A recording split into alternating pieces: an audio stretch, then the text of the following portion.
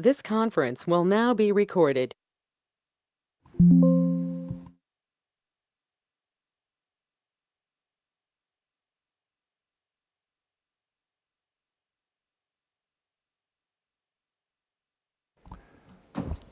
Good evening, ladies and gentlemen. Good evening, council. I call to order this regular meeting of the Haslet City Council, May 18, 2026 at 7 p.m. There is a quorum present. If you bow your heads with me, I'll offer an invocation, and then we'll stand for Pledge of Allegiance. Thank you, Almighty Father, for your many blessings. Thank you for this country. You have blessed it. And as we have seen and coming for 250 years, it is the envy of the world. And it takes persistent guard over this. Put it in our hearts to rededicate ourselves to this one nation under God. If you'll stand with me, in Jesus' name we pray, amen. I pledge allegiance to the flag of the United States of America and to the republic for which it stands, one nation, under God, indivisible, with liberty and justice for all. Honor the Texas flag. I pledge allegiance to thee, Texas, one state, under God, one and indivisible.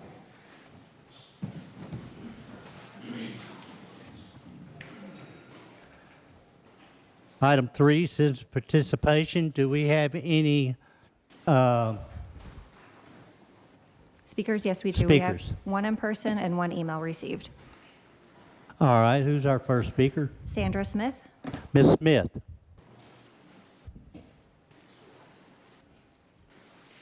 My name is Sandra Smith, 300 Gamble Street. Ms. Babcock handed out handouts to you guys. I'm here just to follow up with Mr. Horak. Several months ago, I talked about what I believe to be crime in the park. And he had called Sergeant Lemunion up to say that there was just teenagers making out in the park, and that was all that was there. So I did an open records request for incident reports for addresses I knew and had watched for years on the Tarrant County Sheriff's Report, and the addresses that dispatch had used. And so I got 4 reports, some of which information was so sensitive it's gone off to the Attorney General of Texas. I did a second one for event logs. And so I gave you all the letter that I was sent that said it would cost $216 to get that information. And if there was over 500 pages of event logs for 911 calls, addresses associated with the park. So that's a follow-up for you, Mr. Horak, that, you know, there's a little more that goes on in the park than teenagers necking in the park. And I know we're going to have some activity with park events and money spent on the park. So I'd really appreciate it if you guys would make public safety a priority and not just little Christmas lights and decorations from the park board. Maybe the park board can pay the $216 for the event logs so they can see what actually goes on in the park. Thank you. Appreciate it. Thank you, Ms. Smith. Do we have any other speakers? Not in person, no. What do you have next? We have one email that we received. It's from Larry Dias.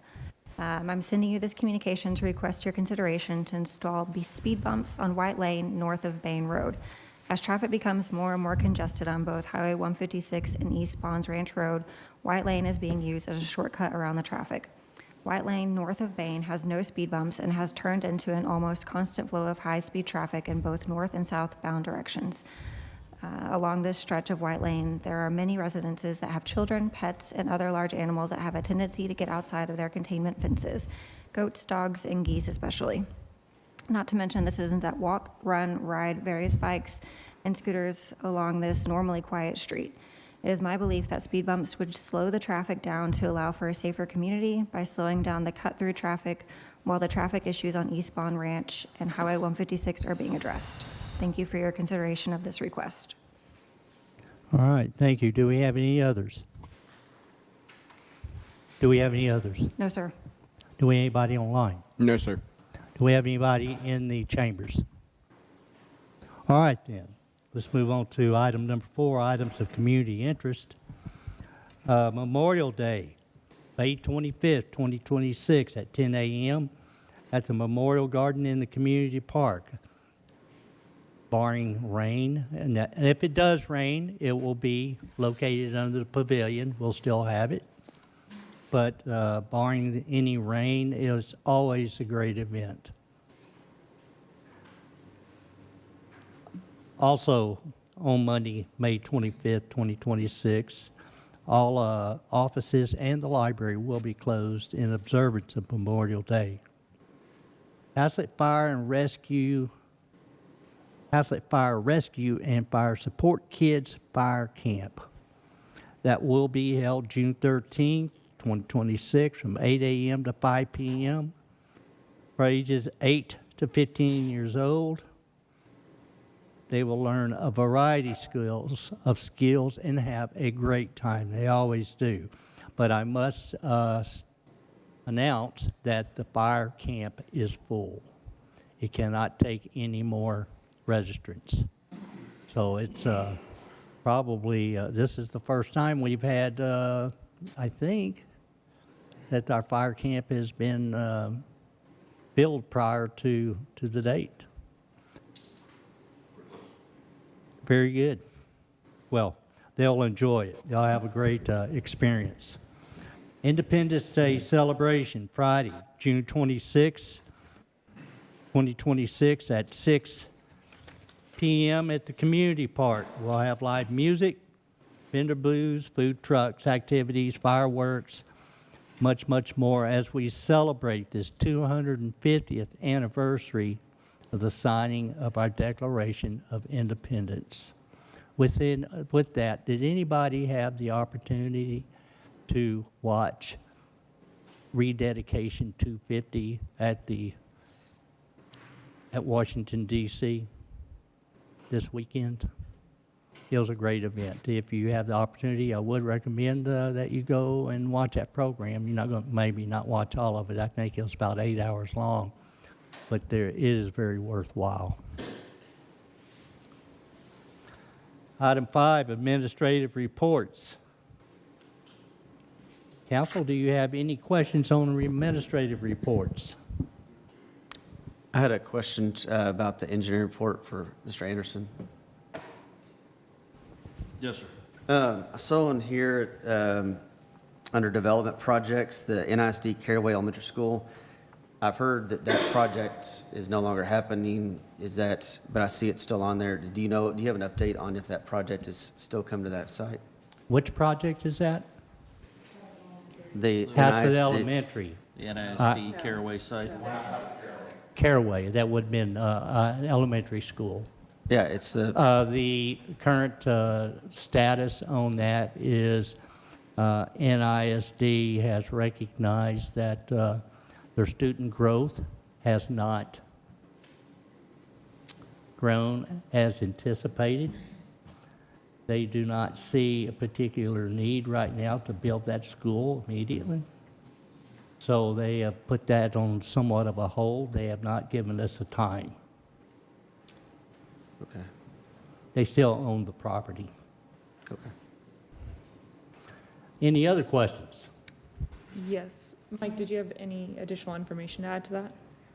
I don't have it on that one, ma'am. Okay, and then when it comes to the engineering reports, as I was going through them, is there a way you can kind of add to this report, just a little bit more detail, maybe a line for current action item, who the item is currently with, who your follow-up?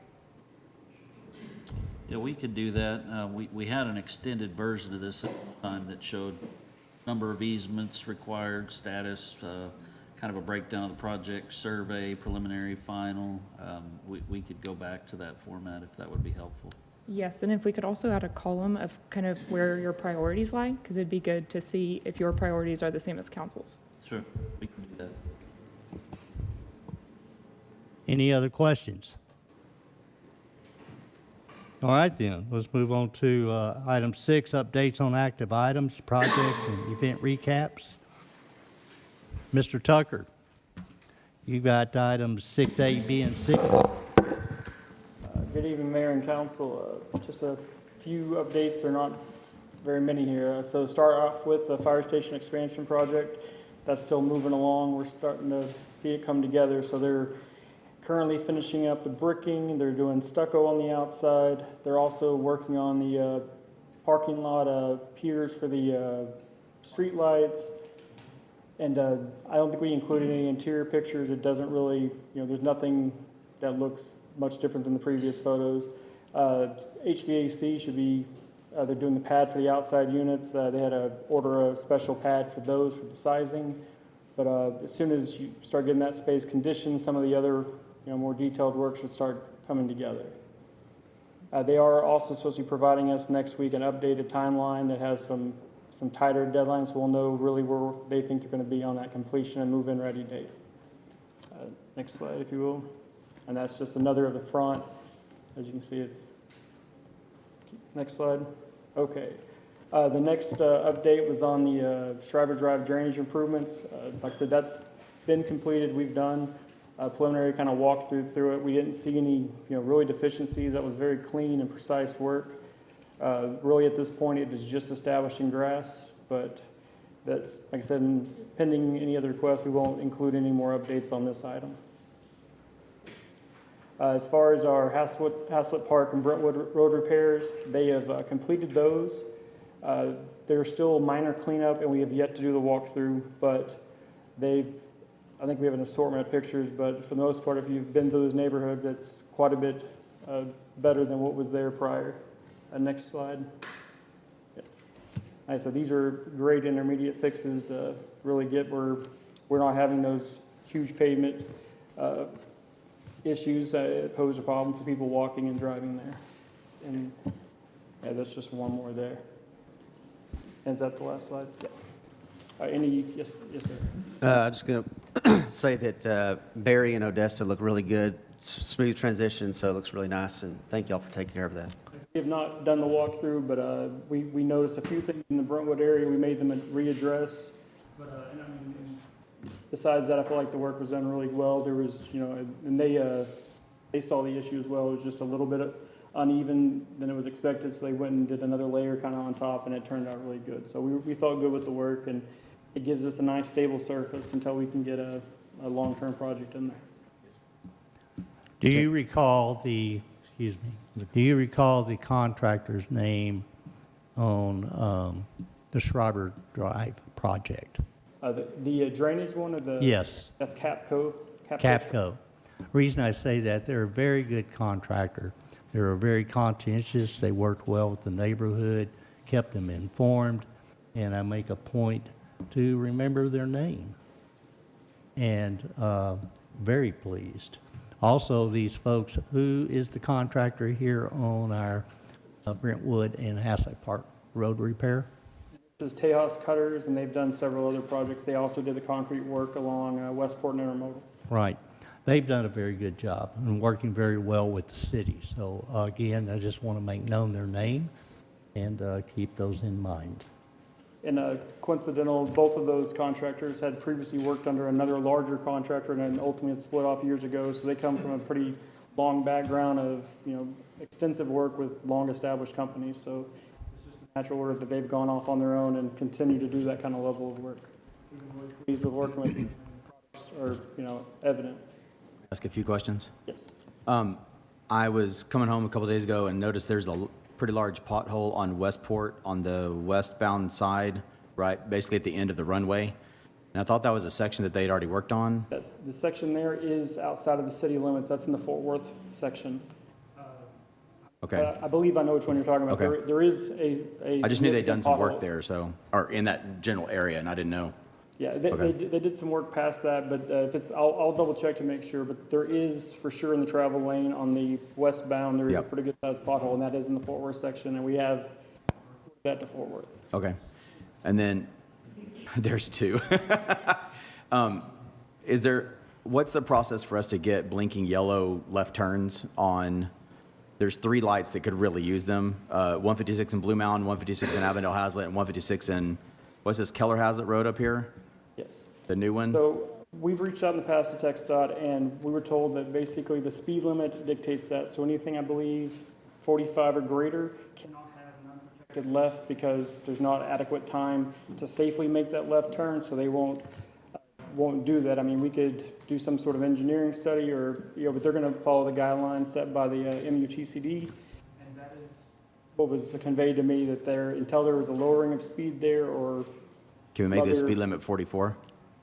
I think there's options of what they would consider, but they said just as it is set up now, it is not considered safe by their standards. So. I've been having a lot of people asking me about, especially the one going to Keller Haslet Road or whatever it is to get to Sendera Ranch, because, for example, a couple days ago, I had to take my daughter to Northwest High School and I had to go all the way over to Intermodal and back up around because this was backed up all the way down to Westport just to get through town because of that left turn up there.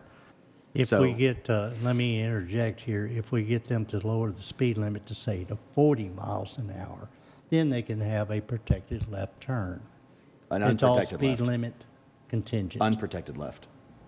An unprotected left. Yeah, you yes. said protected. Blinking, excuse me. Yeah. But a blinking left-hand turn, unprotected left.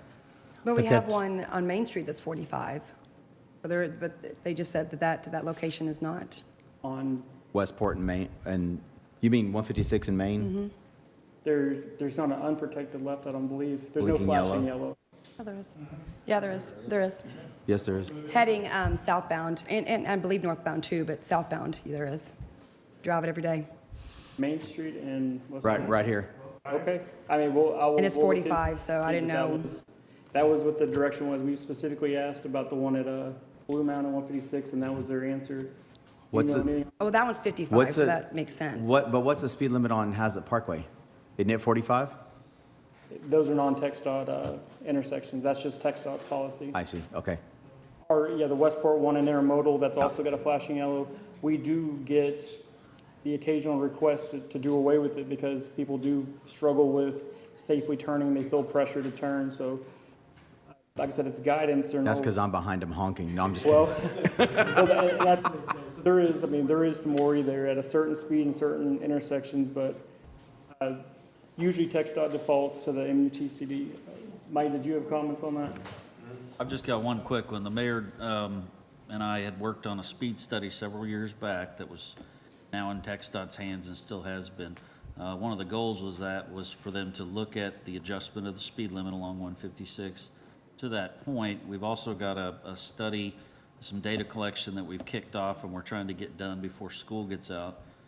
Part of our wrap-up project, or wrapping up the project at Haslet and 156, was a signal timing study up and down the 156 corridor. And part of that look that we can have Lee Engineering do would be to have a section in there about the unprotected, protected left-hand turn. So we can look into that this summer as we get into that study and come back with some recommendations and try to get those in front of TxDOT. And Mike, do you remember on this one, I mean, maybe it is the fact that we're so close to that 55 transition, that maybe that's the factor in there. As far as I know, 45 was the cutoff, but they are correct if this one's a flashing yellow. Yeah, I think that was it, was just the proximity to that higher speed limit. Well, a lot of this traffic used to go through downtown, and so we wouldn't see it get backed up because it was backed up on that road, and it wasn't affecting everybody else.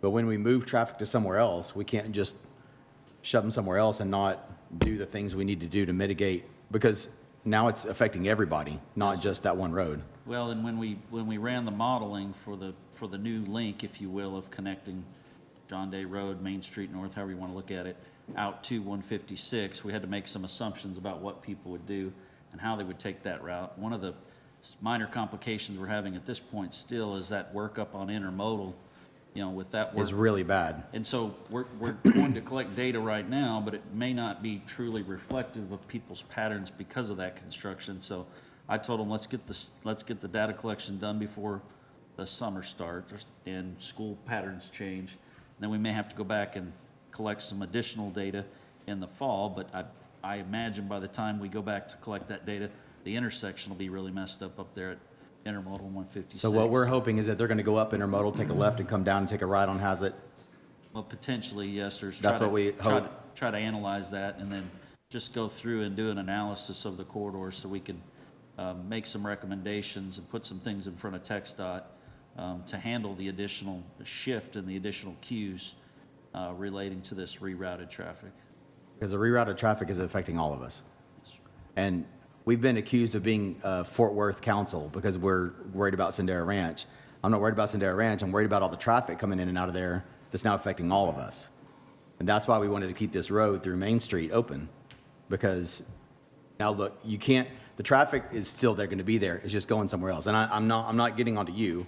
I'm just saying in general, because the cars still have to get through somehow. And now they're going through a place that's not designed to hold to handle that many cars. Because that left turn lane up there can only hold, what, 8 cars? And there's 50 of them waiting to turn left there. So that's why it's backing up. Are you speaking about Westport Parkway and 156? No, I'm talking about Keller Haslet Road up here that you were able to get through. But when you cut off Main Street, it forced everybody to go up there, and now it's affecting everybody. Right. If you'd have just left it open, then it wouldn't be affecting everybody like it is. Well, you know, I'll say this, is that Fort Worth was in favor of that as well. Well, they don't care because they haven't been working on that road like they should have. They should have made that road 4 lanes 10 years ago. But when they finish intermodal, that'll be greatly improved. What I'm saying is people aren't going to go north to come back south. They're just going to take the shortest route, which is turn right on 156 from Westport and go up and take a left. They're not going to go all the way north and then come back down and then go. No, I think that they go north 156, go east on Intermodal, and get them on Westport, so they're not even having to go downtown, which is another way that they're not in our city visiting The businesses, traffic but- is, But yeah, I think they would, I think people would go that direction if Intermodal was Well, if they're coming better. out, but If they're coming out. I'm talking about the people that are trying to get back to Sendero. That's what's backing up and causing Okay. trouble with us right now. So question, can we not just change the road back for Keller Haslet? I don't think that Fort Nope. Worth and all the contributors and Tarrant County, there were lots of investors that paid for that project. They would not appreciate that. Except that we talked to the people, like Manny Ramirez, for example, he doesn't care whether we have that road open or not. Blaylock didn't care whether we had that road open or not. That was your choice. No, that was a Tarrant County bond program. That was To put the road through. I'm talking about And- closing Main Street. the closing Main Street was to make it more habitable and in the old town, and also as a side benefit is very much more safe over here at the library and the community park where the moms and kids are parking all the time without all that traffic that came through, because they wouldn't stay on just Main Street. They would jump over to Gamble and use that access as well. So it's been a very great benefit for the residents of this area. I'm not saying we didn't need to benefit downtown. I'm saying it needed to be better planned, and just forcing everything to go that way, not having the roads done correctly to do it. Well, it would All they be, did is cause another problem somewhere else. it would be helpful if the city of Fort Worth would build some east-west thoroughfares. Or Haslet Parkway finished east-west. But this isn't on the agenda, so maybe Yeah, put this on a future agenda item, we can discuss it, correct? Sure. Yeah, it's not on the Sure. agenda at all. Thank you. You're welcome. All right. Let's go to 6D.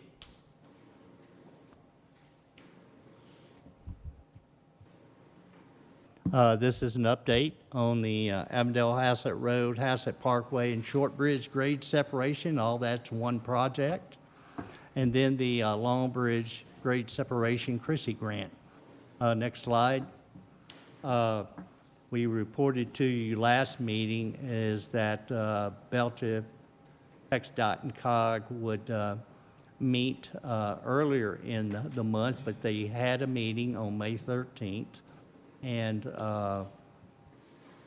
to discuss programming and things of that nature. They didn't get very far in that, but they did go, TxDOT determined that they were going to execute a contract with Kimley Horn and Associates to provide the project engineering services, and that is for the all-inclusive Haslet Parkway, Avondale Haslet Road, and the short bridge design. So they're in the process of that negotiation with KHA at this time. Next item. Slide.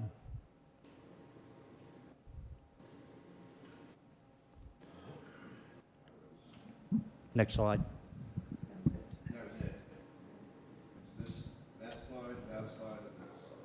Oh, this slide. This is the one. Right. Thank you. The Chrissy Grant application. We have a weekly meeting with POG, coordination meeting with regard to the application grant. There are a number of technical items such as analysis of the train crossing delays, which they have 2 weeks of that information. It was recorded 24/7 for 2 weeks. And then also they have recently done a traffic count on Avondale Haslet Road. And they will be incorporating that data this week. And then the COG technical staff are applying that to their modeling, which will be used in the Chrissy grant. And that's the status of that right now. Yes. I think you said this a while ago, but I just wanted to clarify. So you said that they're going to take Haslet Parkway to 156 and then across in the bridge, and are they going to continue it to where Fort Worth is starting on Avondale Haslet, their expansion? Is that included in this? This project, the Haslet Parkway, Avondale Haslet Road project, will encompass from I-35W all the way to our western city limits to where Fort Worth will be coming in with their 4 lanes. And that's all encompassing, but it includes the short bridge design as well. Okay. Now, what if Fort Worth gets their ball rolling and they got 4 lanes and then it just narrows down to our 2 lanes for? I know they're working on that, but I'm just saying they're moving along, and it's going to be a while before we start ours. Is there any way to get that going on? You know, we've had this discussion before. I mean, the way it happened, they're designing a flat road on flat ground, basically. You can design and engineer that a lot faster than you can design a grade separation project. We went down this road. Yes, Fort Worth will have their portion done sooner than ours. That's a fact. And there's nothing to do. I mean, we've got things in the works, not to stop the conversation, but we've already had this. So, yeah, they're gonna have 4 lanes. They're gonna run up there and they're gonna go to 2 lanes. So we kind of got the ball rolling. So we got to keep going. Whichever way we end up here, we'll get ours done. But we're not going to be able to finish a grade separation and Haslet Parkway at the same time City of Fort Worth finishes a flat road. It's not going to happen. As it has been for the last 5 years, Haslet is dependent upon TxDOT and COG on this project. So they are proceeding as they can. Mike, do you want to add anything else to that with regard to Avondale Haslet Road, Haslet Parkway, design and beginning of construction with regard to the timing with Fort Worth's 4-lane Avondale Haslet Road project? Sure. We were trying to have a meeting with everyone on Friday. That meeting got canceled. We're working on a reschedule of that effort to meet with Kimley-Horn and TxDOT and understand contractual relationship, what that's going to look like, as well as any possibility of the delivery of the project to address at grade versus grade separation. Is that one project? Is that potentially 2 projects? We know that Kimley-Horn's been asked to provide a proposal for PS&E for the at-grade portion, as well as a short bridge, with the ability to look at a possible amendment to that contract if the long bridge comes to fruition towards the end of the year. Yes, sir. Why don't you tell everybody what PS&E is? That's Not everybody knows. plans, specifications, and estimates, and that's just the technical term for construction plans. I'm sorry. So that's right now we've got conceptual plans for the long bridge. We've got a 30% design that was rejected by TxDOT for the short bridge, okay? And we've got 100% approved plans for the at-grade portion of Haslet Parkway out to the city limits on the west side. So go ahead. Well, I think the question was, how will this marry up with 4 lanes Yes, that's sir. being built by Fort Worth? Yes, sir. I'll get there. So I think that the goal, and this is a 15-minute call that I had this morning when I was in the middle of some other stuff between Carl, Z, the head guy at Kimley Horn working with TxDOT, would be to repackage the approved plans for the at-grade portion of Haslet Parkway to get us up to the intersection of 156 and then out to the city limits. That has to be adjusted because now there's overlap on the new Fort Worth project that's under construction that will now run up to Creekside. And I know this will be a lot better with a graphic, and I promised Mr. Horak, and I will have a graphic at the June meeting. But also on that graphic, it was also asked, can we show how all this is going to be funded? And that was a question that we had for COG, and they're working on that so that we can show everybody, here's the piece that's being funded with these funds, here's the limits of the project, et cetera, et cetera. So we'll bring that back to you all at hopefully the first meeting in June, if not the second. And we just need to get through this COG update meeting on the funding side and then reschedule our effort with Kimley Horn and TxDOT to understand the project delivery. So at some point, yes, sir, it'll be 4 lanes to 2 lanes.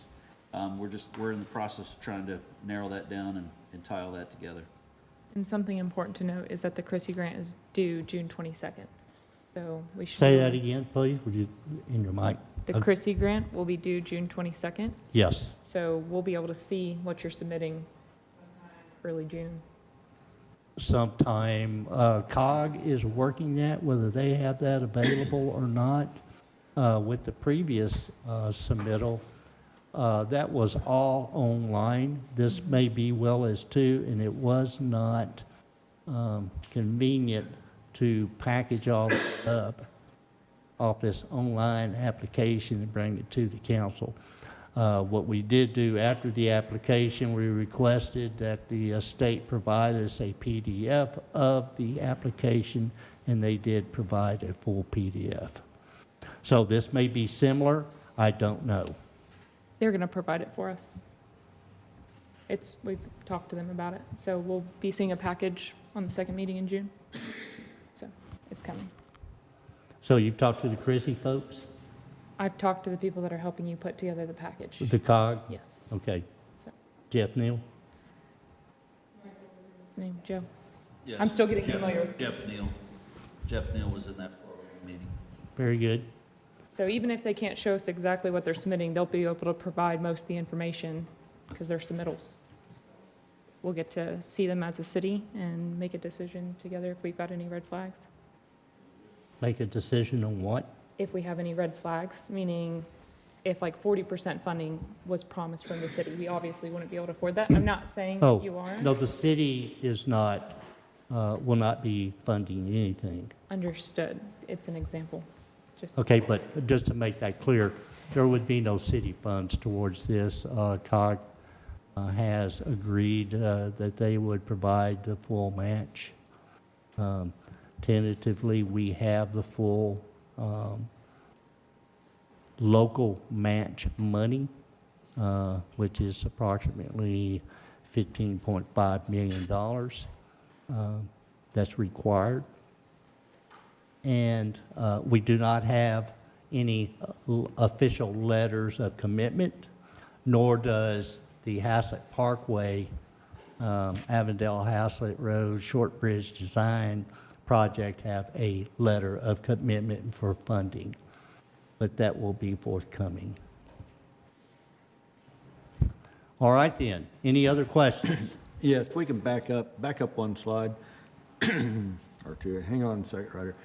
All right, so Mr. Anderson, on this, when we talk about this option here, one thing we've mentioned a few times over now since the ball started rolling on this is really we're looking at 2 different projects. One is Haslet Parkway to 156, then the grade separation.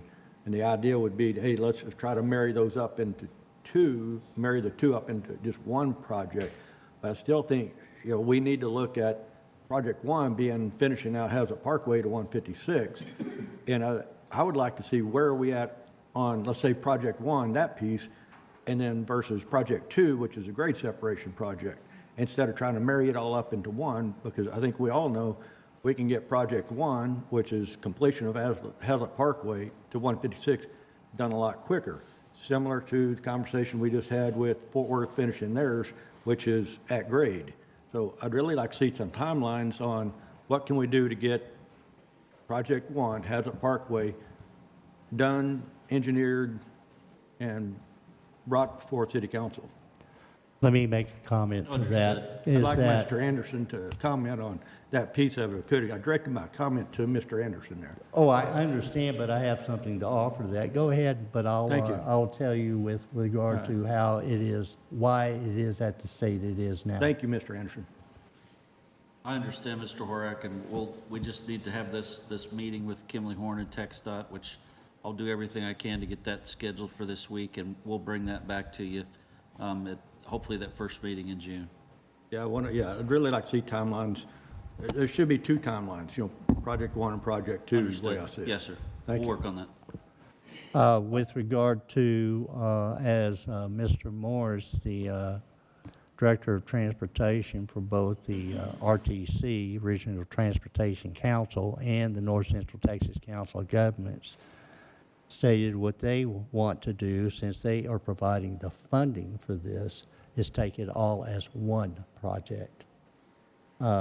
And that would be more convenient. It would go quicker in design, and it would cost less overall to incorporate both at the same time. That was his preference, and they can, Mr. Anderson can certainly put that question out there, but I don't know that I would expect, at least from the RTC and COG side of the world, to split that up. Thank you. So, Mr. Anderson, if you could come back with timelines on project one and project two, I'd appreciate it. Thank you. Understood. Very good. Any other questions? If not, we'll move on to item 7. 7A, discuss, consider, and act regarding the selection of President Pro Tem for a term of 1 year. So as you're aware, each year we, council selects a President Pro Tem. Do we have any motions? Yes, Mayor, I'd like to make a motion that we elect Councilmember Tanya Morrow as Mayor Pro Tem for a 1-year term. Motion is made to elect Council Member Tanya Morrow as Mayor Pro Tem for the 1-year term. Is there a second? Sure, say I second that. You second? Yes. All right. All in favor? It's unanimous. Thank you. Congratulations, Mayor Pro Tem Morrow.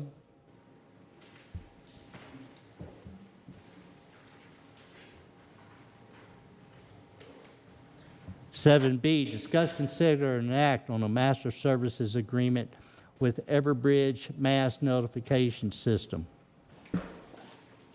Chief Harvey.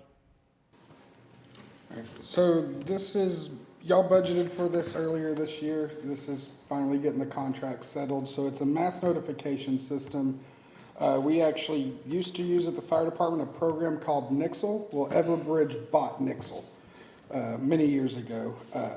This would take place of the AM radio station, and this would allow us to send notifications on an as-needed straight to people's phone via app, text, or phone call, however the residents prefer. Public Works would even be able to use it. If they had a water outage, they could draw a circle of the affected area, and only those people would receive the notification. So it's really a whole city thing, but fire and emergency management would be using it the most. That's why it's in our budget. Would this be an additional to, like, we get alert, like when there's a tornado, like, or something like that, we get alert on our phone when there's an emergency? Would that be something similar, or would that be something totally different? Anything the city would like to push out to you. So if as emergency management, we want to send more isolated messages about severe weather, we could do that more with what pertained to Haslet versus the overall Fort Worth area. And there's an app you have to download, you said? You can sign up for it and just get phone calls, text messages. There is an app also that you can download. It's really what is the preference of the end user. So is it required to download an app? It is not required to download the app. You can go online and sign up and say you want to receive a phone call to an old landline if you wanted to. So how would this different from the Notify Me that we currently have?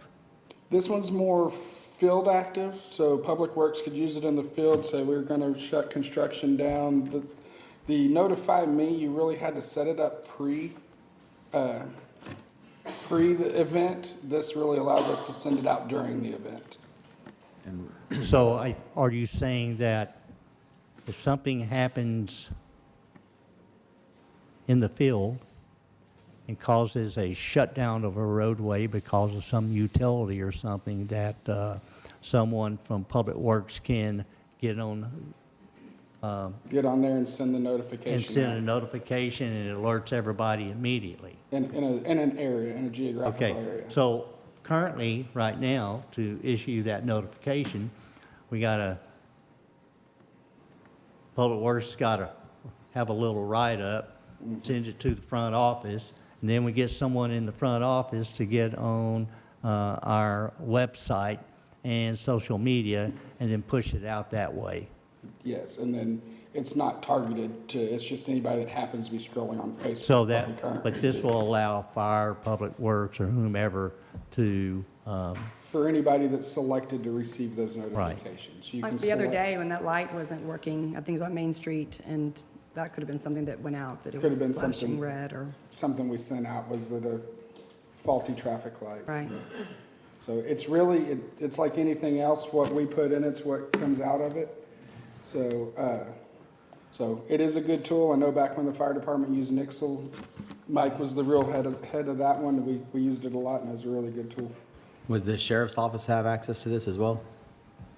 Trying to get the individual officers access might be a problem. I'd talk to Sergeant Lemunion and see what the logistics of it is. We just have to figure that out, if it was useful for them, or if they just call me and say, hey, push this out for me, please. yeah, if they had a need, they could notify the fire department, the chief or assistant chief. Or like if one of the whomever. schools is on lockdown is what I was thinking of. Because the parents get a notification, but the regular community doesn't necessarily. You know what I mean? Yeah, we'd need to figure out the logistics of that, but it could Yeah. easily be, again, whatever we put in it is what we get out of it. Okay, thank you. So would this replace the Notify Me? And if so, I mean, what are we paying? Are we paying for any software now to keep the Notify Me up and running? I do not know much about the Notify Me. I know they've been used on projects. in The past. intent is not to, no, it would not replace Notify Me. Notify Me would still stay in place. And, you know, that is the current plan. Maybe over time, as we learn more about it and how it can be used, that decision maybe would bring it to you to make that decision in the future. Right now, this is something that no one in the city has experience with. Other cities have used it and have good reviews. And one thing it will replace is we will cease operating our radio station. That is planned. So that will eliminate that cost. Does the city know if there's a good amount of the 5,000 plus or minus people that we have here? Do they use the Notify Me? Is it pretty popular? Is there a way to see how many people have used that? Is there, Mr. Mayor, or? I know there's a back end to it. I don't know if I have access. That might be a Katrina question on the Notify Me. I don't know that, again, we'd have to go on the back end and see if we can see how many people who have signed up for that. And under Notify Me, there's probably 20 or more different options that you can choose. You just don't get notified for everything and anything. You get subject matter that you want to be notified on. But we'll inquire about that. If Ms. Babcock, if you make a note of that to investigate the if we can inquire about the sign up on Notify Me. Is your concern usage? I was just wondering if we add another notification, usage, do we have a wider, to say we do have 3,000 people or the 5,000 are using it, that's really good. If we're going to add something else, hopefully we still have that same amount of people using it. But if there are a lot of the city that don't use this Notify Me, then, when they're adding a whole other thing for people to use, would be good. I like what you're doing. I'm not Yeah, against it. no, I'm just I saying. understand. I think we'll get back put into it, but I think we could definitely use Notify Me to notify them of Everbridge if we decide to do that. So I would say if we do pass this, I think we should definitely, anytime the siren's going off, there's a lot of people in the community that still don't understand that siren goes off for high winds. So I think a clarification anytime that siren goes off, besides testing. And they Just to, test a lot less than they used to. it still feels like a lot. So, but just notifying that whether it is an actual tornado warning or if it's high winds, I think that would help a lot of people in the community. And that is one thing we did with the AM. Every time the radio went, or the sirens went off, we'd get on the AM radio and say, it was a test, please tune, next time you hear it, come back to this channel. We just don't know that we had a lot of people turning to the AM radio channel. Yeah, didn't even know about it for 4 years. Didn't know about it. And we use Notify Me extensively when we got the radio station for about a year to let Didn't know people about know. that So either. there answers your question, how many people use Notify Me? So, most people, I will say most, don't. I think if we pass this, we definitely need to make an effort to get community awareness of registering, push it. I'm sure Crystal can help with that. Very good. All right. So you have this service agreement in front of you, council. May I have a motion? Oh, gosh.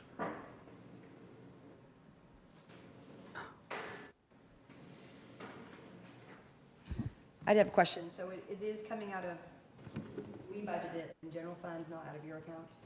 It's in It the, says the account number, but I wasn't sure if that was. it's in the general fund. It's just put under emergency management, which is under the fire department. I make a motion to approve the master services agreement with Mass notification system for the amount of $9,000 for 36 months, with an additional setup fee in year one of $720 to be taken from the account number listed. Motion is made to approve the master services agreement with Everbridge Mass Notification System in the amount of $9,000 for the annual cost of $720 for the one-time setup. Is there a second? Your microphone's not on. Say it again. Your microphone's not on. Oh, thank you. I'll repeat that. Motion's been made to approve the master service agreement for the Everbridge system in the amount of $9,000 for the annual service cost and $720 for the one-time setup fee. Is there a second? Can you also add that I added the contract duration and I added the account number in my motion? All right, the contract duration for clarification is 36 months. And from the And account the number, account yes. is 0185300301. Thank you. Second that. There's a second. All in favor? It's unanimous. Thank you, council. Thank you, Council.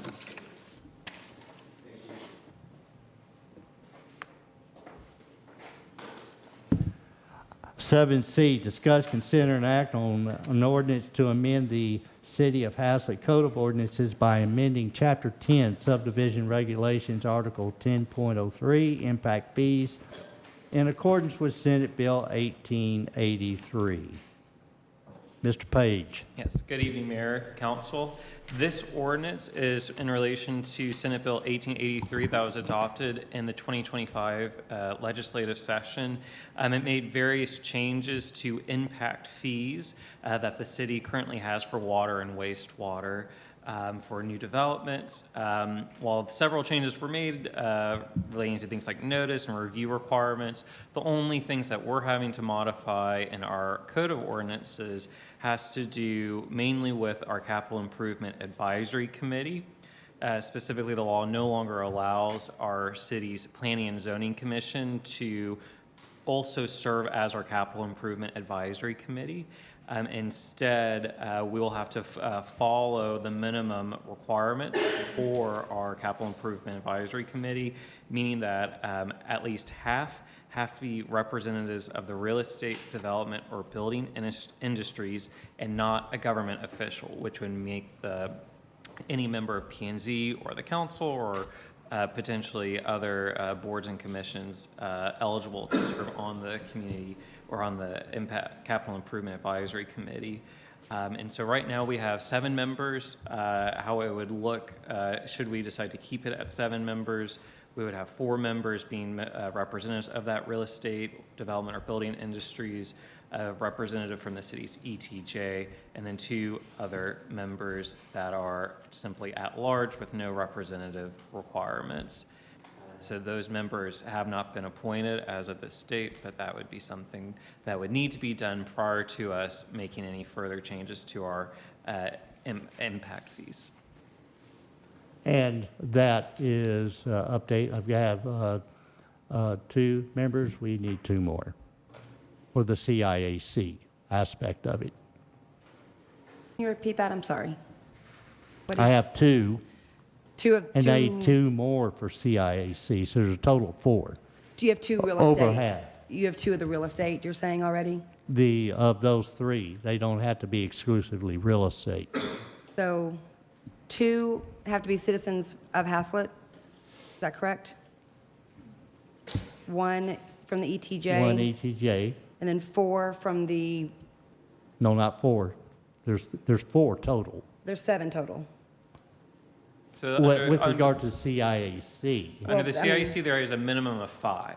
There has to be at least 5 members on the CIAC, a majority of which have to be representatives of the real estate, development, or building industry. So if we were to Not only less have than 5, five, we okay. would only need to have 3 representatives, and then a representative from the city's ETJ, and then just an 3, 1, at-large. 1.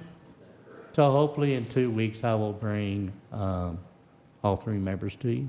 Can you not just tell us who they are now? Not 3 right now. members. Okay, hold on, I'm going back here. So you're bringing all 3 of which members? If we have to have 5, CIAC members. we have to have 5, not less than 5. So 1 citizen, 1 ETJ, and 3 come from, what did you say, real estate or development or building? Or What does that building. mean? Building industries or development? Like developer, real estate? What is building industries? Correct. What does that mean? Building industry, Yes. preferably is going to be with construction related to utilities would be most beneficial. Okay, construction. But it could be a building industry, it could be anyone, say, associated with commercial construction, residential construction, but the building industry in itself. Okay. And so since we have to have 5 according to the new law, you said you, Mayor Halsey, have 3? I have 2. You have 2 of what? Of 1 This will citizen, 1 be- ETJ? There will be 2 members from the existing P&Z. I thought we couldn't have anybody from the PNC. Yes, we can. There's 5 on the CIAC. 2 can be existing members So we will from, still have 7, and then, correct? no, we'll have 5. Yeah, okay, I'm lost. There will be 5 members, minimum of 5 members on the CIAC. You have been used to, the same members on P&Z were the CIAC. With the And that's why correct. there was 7. That's the only reason. CIAC, with regard to state statute, is a minimum of 5, not 7. So there's going to be 5 on the CIEC? Yes. Okay, and we can have 2 from the PNZ. Yes. thought But you just said 3 we couldn't, members but we can? specifically, I'm sorry. The representative of the real estate development or building industries cannot be also a P and Z member. Okay. But technically, a P and Z member could fulfill the ETJ or the two at-large requirements. So that's what we would have. They would not be representatives from those industries out of P and Z. They would be unique. They would be other than P and Z members. They would be the one from the ETJ and one as a real estate development or building Two industry. out of the real estate development or building industries. Okay, so those are the two you have, but we don't have a citizen or an ETJ or a third person from the real estate. We do have an ETJ currently. I'm sure he'll find some.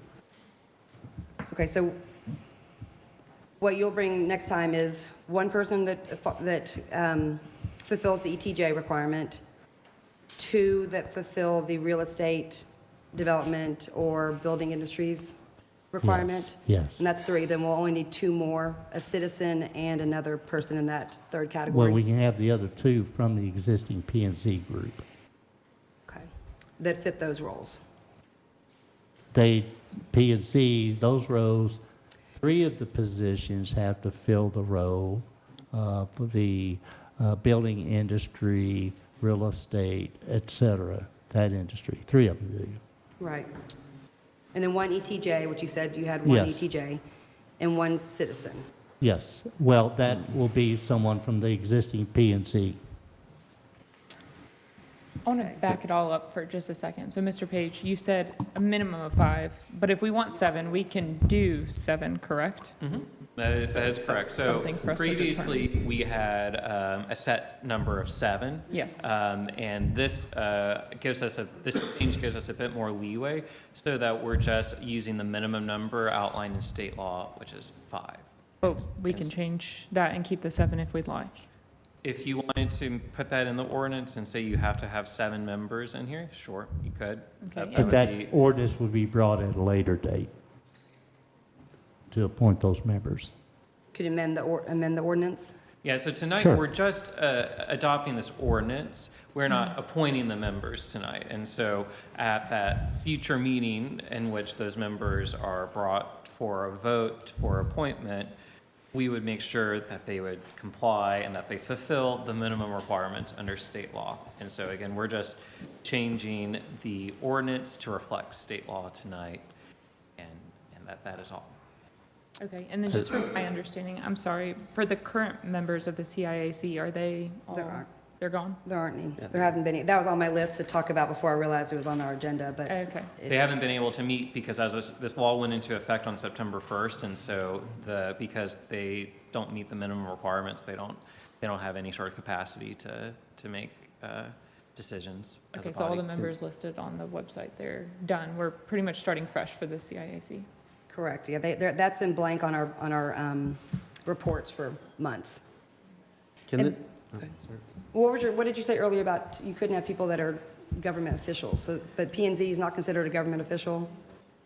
That's what I'm a little confused So I about. have interpreted it to mean that our representatives of the real estate development and building industries would exclude existing members of the P and Z.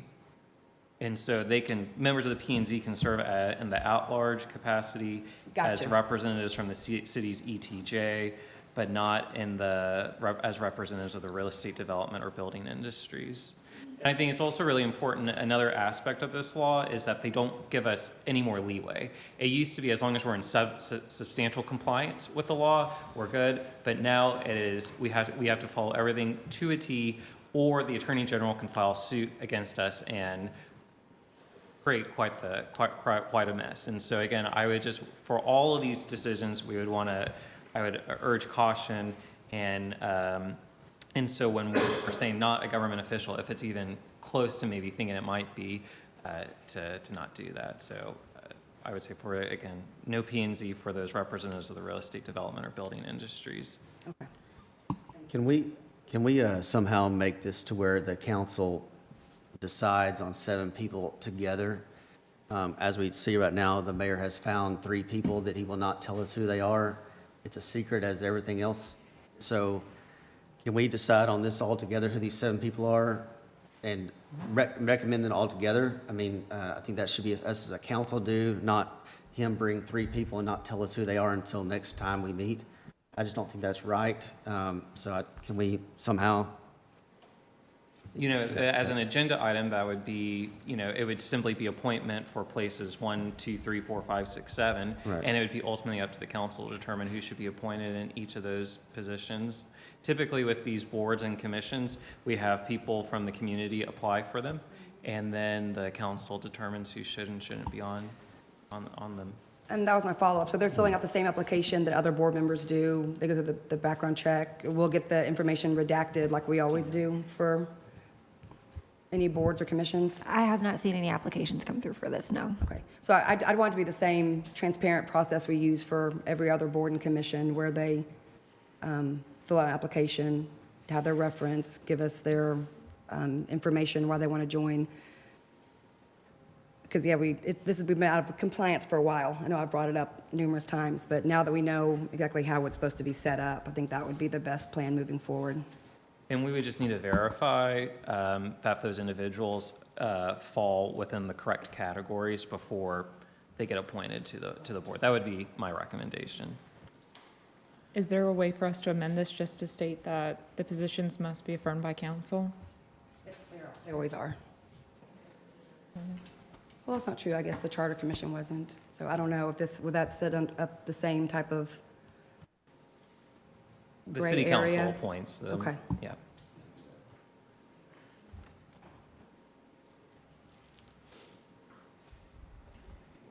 All right, council. You have a ordinance to amend the Code of Ordinances? Just one more question. So this ordinance does list that we want 5 and not 7? It has a minimum of 5. Yeah, so it D, no that's what I longer wrote down. requires 7. D, not less than 5 Yes, which is what is required under state law. and not less than 50%. And so if at a future meeting, we only appoint 5 people, that would be That valid, would- both under our ordinance and under state law. We just need to make sure the 50% if we added that other, okay.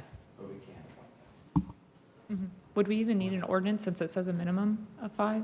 Because you were saying, We're making the change. I mean, that's a I'm good saying in the question. future, But we're yeah. just saying this is set in stone. This is going into our code of ordinances, saying this is the minimum of 5. no, understood. I'm saying in the future, if we decide to vote for 7, would we even need to amend or add to the ordinance? No, Because it there would says be no minimum. need Okay. to change this ordinance. You could appoint them. Yeah.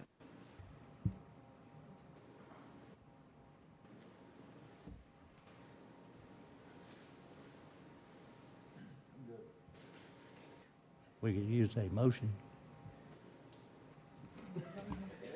Okay, so just read. You spoke up. Only one of us. I make a motion to. Mayor, I'd like to make a motion, we approve ordinance XXX.2026 to amend the City of Haslet Code of Ordinances by amending Chapter 10 subdivision regulations, Article 10.03, impact fees in accordance with Senate Bill 1883. Motion is made to approve ordinance to amend the City of Haslet Code of Ordinances by amending Chapter 10 subdivision regulations, Article 10.03, impact fees, in accordance with Senate Bill 1883. Is there a second? I second it. There is a second. All in favor? It's unanimous. Thank you, council. 7D, discuss, consider, and act on an ordinance to amend the City of Haslet Code of Ordinances by amending Article 1.10, Boards and Commissions.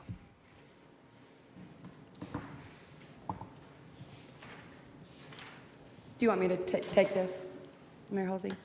You submitted that, right? Yes.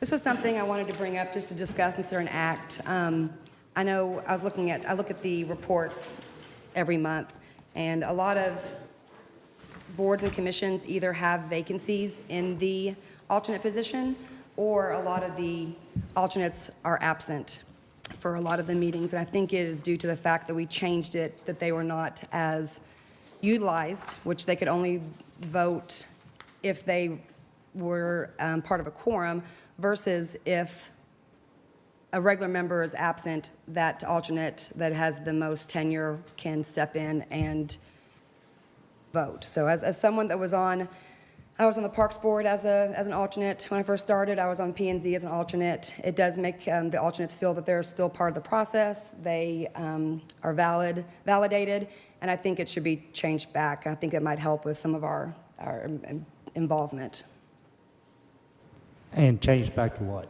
to where it doesn't require a quorum. It's if a regular member is absent. I believe it says the person with the most tenured.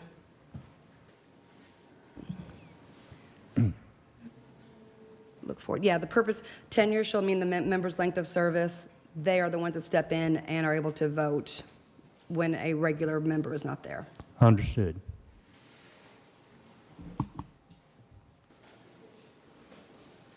Well, are you going to make a motion to But I don't know that? if anybody else wants to talk about it or discuss it, or if that's, Well, you can No? take the Robert Rules of Order path. You make a motion, and if there's a second, then you talk about it. If it doesn't even get a second, you don't talk there about too. it. Okay, sounds good. I'd like to make a motion to approve ordinance XXX 2026 to amend the City of Haslet Code of Ordinances by amending Article 1.10 Boards and Commissions as submitted.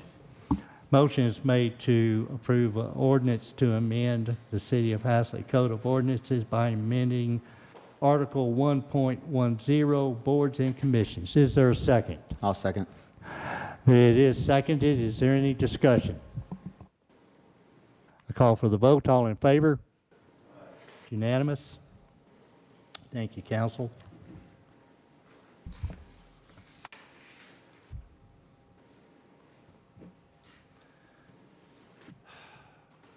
Seven E, discuss, consider, and act to award a contract to Tejas Cutters LLC for Nance Field paving and drainage improvement project in the amount of $320,518.80.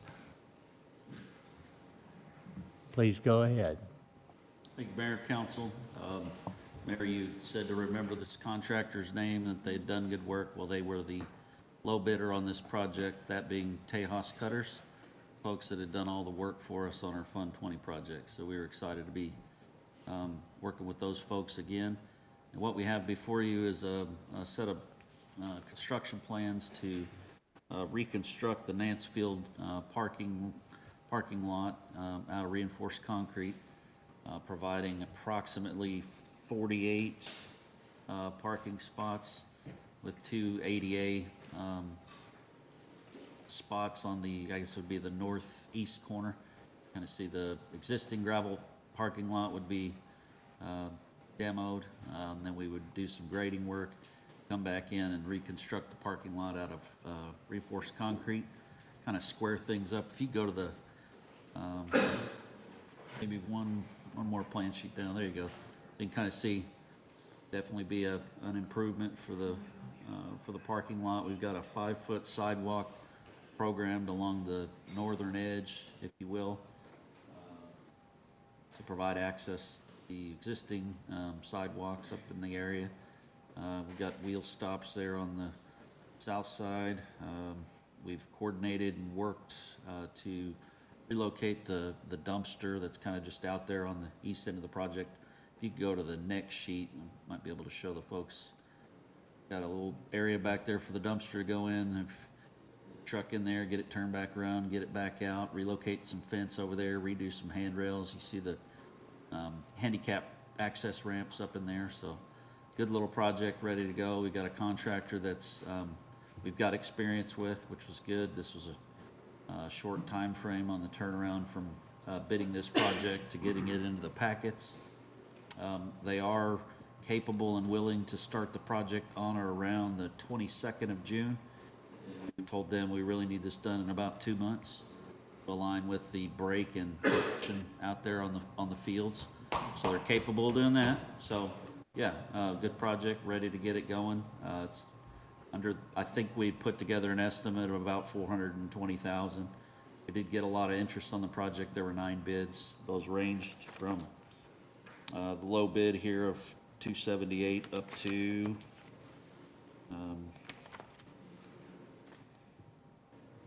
$454,000. So we're recommending that the project be awarded to Tejas Cutters. We're asking for a 15% contingency. That contingency would cover anything that we happen to dig up as we're out there, as well as cover the cost of materials testing for the project. We did not have the time to get the materials testing proposal in place in time for the meeting. I estimate that to be $10,000 or $12,000, but 15% contingency, we'll have more than enough funds to get this project constructed forward. So any questions for myself on this one? Mr. Crothers? Mr. Mayor, may I ask a question? Yes, please.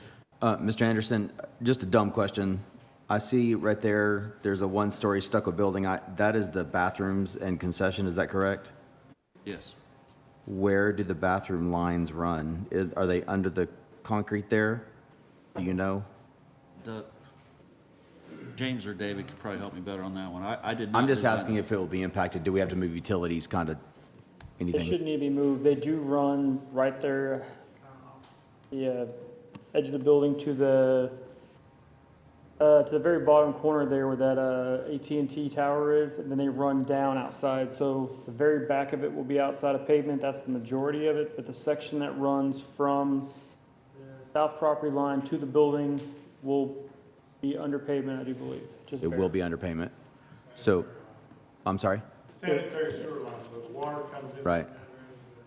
So, but we don't need to move it or do anything like that for this work to happen?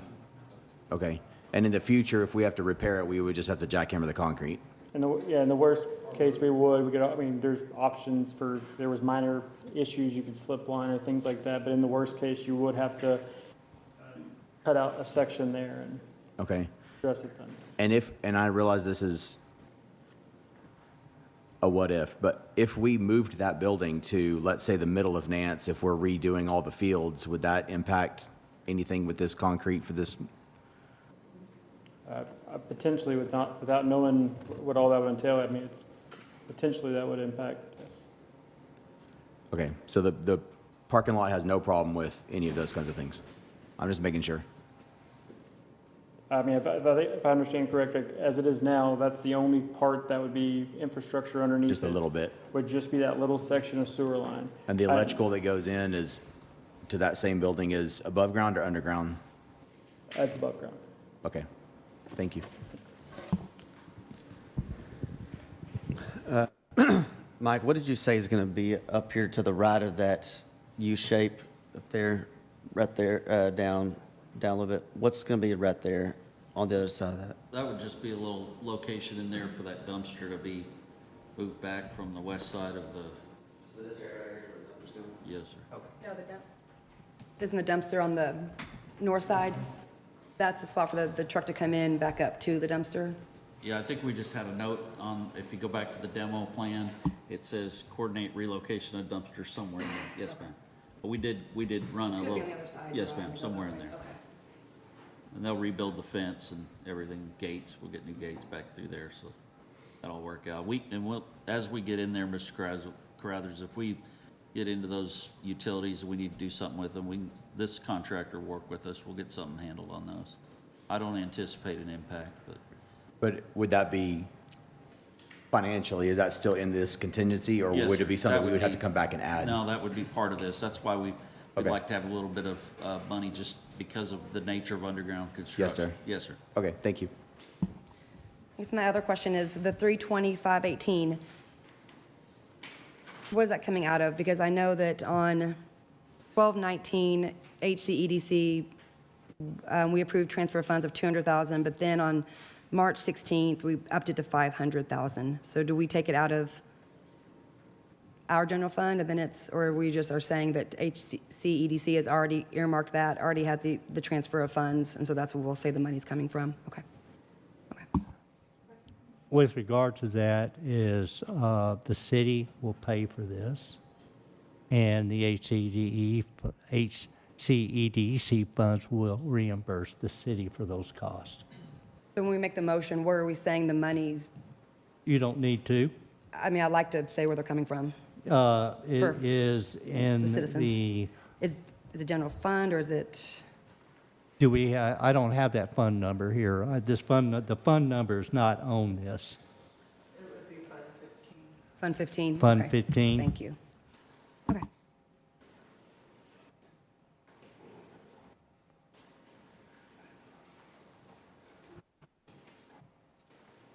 Isn't Fund 15 the park fund? But then it'll go back into Fund 15? Park Improvement Fund, right. It's improving Nance Park. Okay. Then I'll make a motion to award a contract to Tejas Cutters LLC for Nance Field paving and drainage improvement project in the amount of $320,000, $518.80 to be taken from Fund 15. Motion is made to award the contract to Tejas Cutters LLC for Nancefield Paving and Drainage Improvement Project in the amount of $320,518.80.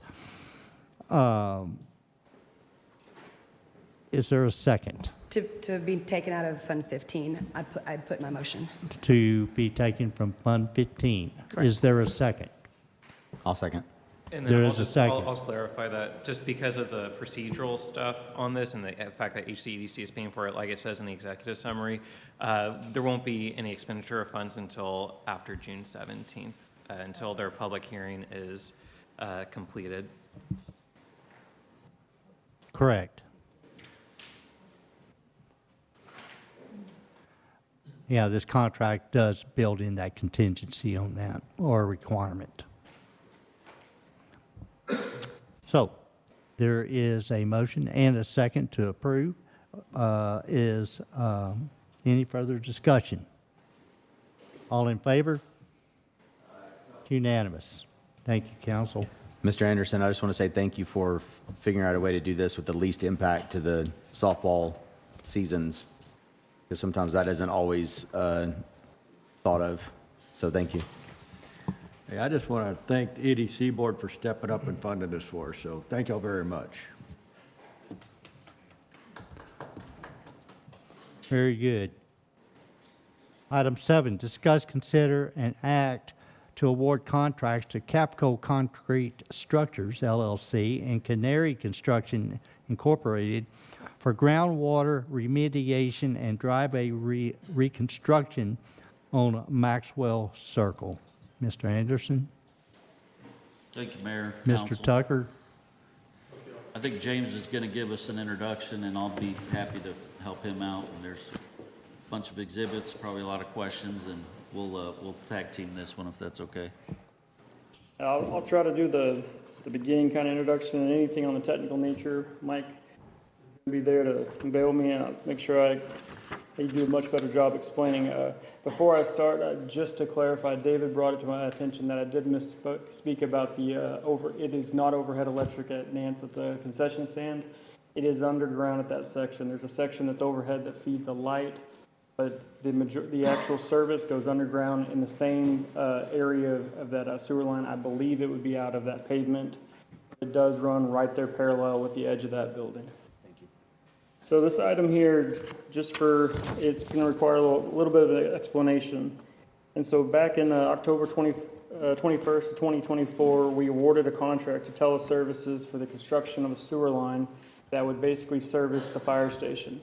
So this sewer line, went from the fire station all the way out into the ETJ through a section of property name as Maxwell Circle, and then out of that into Sweetgrass. So that was already an existing sewer line that had been placed at least from Watercrest and the Vines. It went down Maxwell on the east portion of it, and then it ultimately went out towards Sweetgrass to carry that sewer for them. This project required the relaying of a section of that pipe. So that project, the piping has all been in service for a very long time, and the only thing that was remaining is some final cleanup in driveways and things like that. Well, during the end of that process, the job was pretty much plagued with groundwater, water from some source, but it's basically rising there at the very, I'd say it'd be the the northeast corner, if you will, of Maxwell Estates, right as it goes out towards the drainage channel. So the contractor struggled with that portion of the job, just dealing with the water, so they weren't really in a position where they could do the work that they were contractually obligated to finish due to the unforeseen water. That wasn't something that was expected or really in the scope of their work. Now, it also was outside of their ability to address. During that process, we looked at several options of how to deal with that water. One option was we upstream of it, we try to capture that water and force it to the surface back into a natural channel. So engineering was kind of tasked with helping us figure out what was the cause and what was the issue there. So basically, what was discovered is, sewer lines basically are embedded with gravel underneath them, and those often are a natural way to carry water around that. They're put in there for embedment of the pipe, but water typically can find its way through there. And so we think on the first iteration, when the initial sewer line went in, groundwater that basically would go through that, would find its way out to that channel, and it was never an issue on the first sewer line because there was that pathway that was created as it was dug through there. So groundwater, the exact source, we're not sure. It could be introduced at any time we dig through an area that hadn't been disturbed for a long time that's full of heavily compacted clay. Now we've dug it all up, given it a perfect avenue with gravel to travel. And on the first sewer line that fed the vines and watercress, we think most likely that water introduced to that, followed down that gravel pack all the way through that neighborhood and out. There was no issue. On the second iteration, when it was relayed, there was a drop manhole that was put there in the northeast corner, and that structure there was compacted very well. There was several tests that proved that we got good compaction because you don't want that shifting in that pivotal point. And there was also a flowable fill, which is it's a concrete that's pumped in there to help stabilize everything. We think that basically created a natural dam, and all that water, instead of continuing down to follow, it just rose to the surface there for lack of another place to go. And pretty much anywhere in that area along there that has ever been disturbed, water is finding its way up. So any other utility, you'll see it come up in any place that somebody digs or works on. So that's what we think the issue is, and we think that's what the ultimate cause of it. So we basically, at the time that we figured this out, we did, like I said, we did attempt with this contractor to do basically a dam along that with flowable fill upstream. That was unsuccessful because it could be that either it just failed to capture that water, or there's so much water that's potentially finding its way through there and flooding that gravel pack past that dam.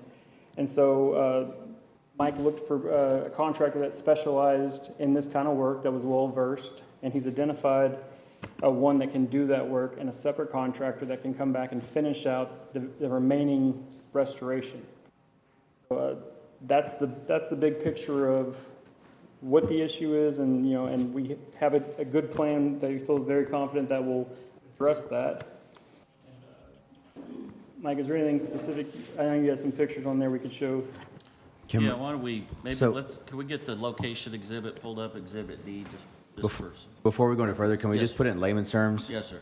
So essentially, you had to put a pipe through this unincorporated area Yes, because you were trying to put in a sewer line that would feed the fire station. correct. And in the process, we ended up with a water issue that we're now trying to fix.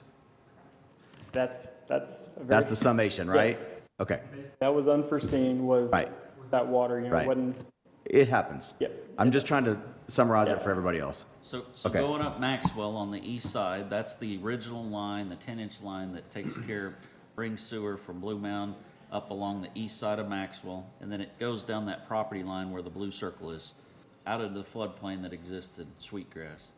So as James said, whenever you dig a sewer line, you create a natural French drain. If you look at the aerials, and we'll get to that here in just a second, there's a lot of ponding out there, there's a lot of groundwater. We knew that going in. Matter of fact, we did 10 bores, one generally at that location, then we did them all along the sewer line. We didn't encounter any groundwater during any of that initial investigation. And that could have just been because of the location that we chose, or that there was no groundwater at the time. The problem with underground construction is you could dig a hole right here, you step 2 feet over and it's completely different. And that's why we always like to ask for a little bit of money, because my x-ray vision isn't that good yet. I'm trying, but long story short, the water that we think has always been in this area, it just didn't surface because it would basically hang right there at the blue dot, follow the trench, and it would somehow make its way out into the floodplain off this exhibit.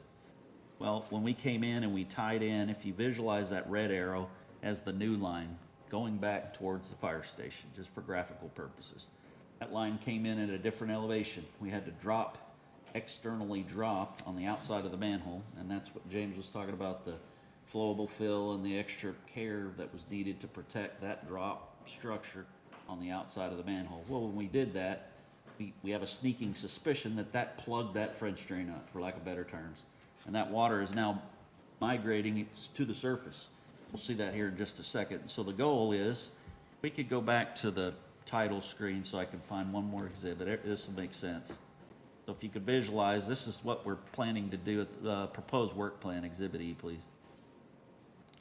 We're gonna Was there a requirement to put a manhole there based on some standard?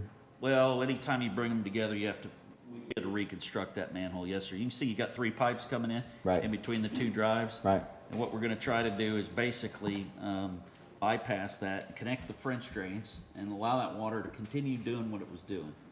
Okay? And associated with that work is reconstruction of those driveways. There's fencing that has to be dealt with. Then there's cleanup, because the property owners down through there, they've got a mess. And I told them, I said, I guarantee you, when we get this finished, your areas out in front will look pristine, and you'll be able to ride on your mowers and take care of that.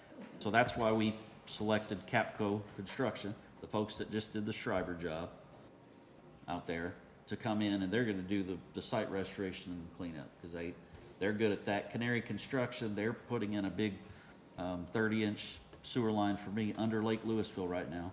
So they can handle dealing with nasty conditions and water, and they've agreed to come over and take on this project. It's kind of a challenge to bring somebody in to do something like this, so it's taken us a little bit of time.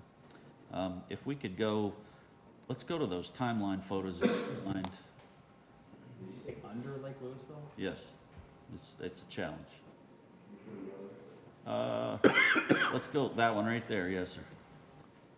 Okay, so I want to bring your attention. This is February of 2024.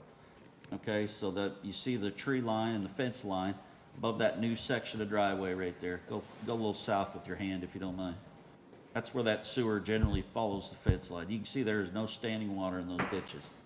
Sewer line's been in place since the Vines, which was late 2010s. What was that, 2017, 2018? And we'll go, that's February 2024. Okay, now you can see us in there trying to get the sewer line underneath Maxwell. They had already relayed the lowered portion along that fence line back out into the floodplain. There you can see everything's tore up from the boring activity, where they're going from all that mess over to the manholes adjacent to that truck generally. Okay, so that's February of 2025. Okay, now in March of 2025, you see they've moved on. They've moved out west. They're probably laying out on the 4 acres place or somewhere there in Maxwell. But you can see that there's starting to be some standing water present there, and then a location south of the double drive there. Okay, and then if you go to the next photo, it really becomes prominent. Now you can see that water just standing in the ditch. So that's the only thing that's changed out there, is the addition of that drop manhole, that recompacted material underneath, and that flowable fill. So, you know, do we know 100% that this is the problem? No, we don't, because it's underground. We could, you know, I inquired into one of our geotechs, what would it take to set up a series of groundwater monitoring wells in this vicinity? It was gonna be over $100,000. And all that would tell us would be there is water or there isn't water at these locations at this depth for this period of time. So we felt like this, you know, based on this information, this is what we have here, is the evidence that there wasn't a visible groundwater problem until after the construction of this drop manhole. We've said, okay, well, the logical thing is that pathway got plugged up. and that water's now surfacing. We did try some prior attempts further south of there of constructing a clay cutoff dam, as James spoke to. I think that was actually flowable, but you know, that water did not surface. We don't know where that water is migrating into that trench because we had that cutoff dam, I don't know, 1,000 foot south of this location. So, you know, we felt like this is the logical next step to mitigate this. Let's show keep just scrolling down. See, okay, so you can see there. Now a lot of that material there is there's a water line through there. Had to get dug up and uncovered to make sure that wasn't the source of the issue.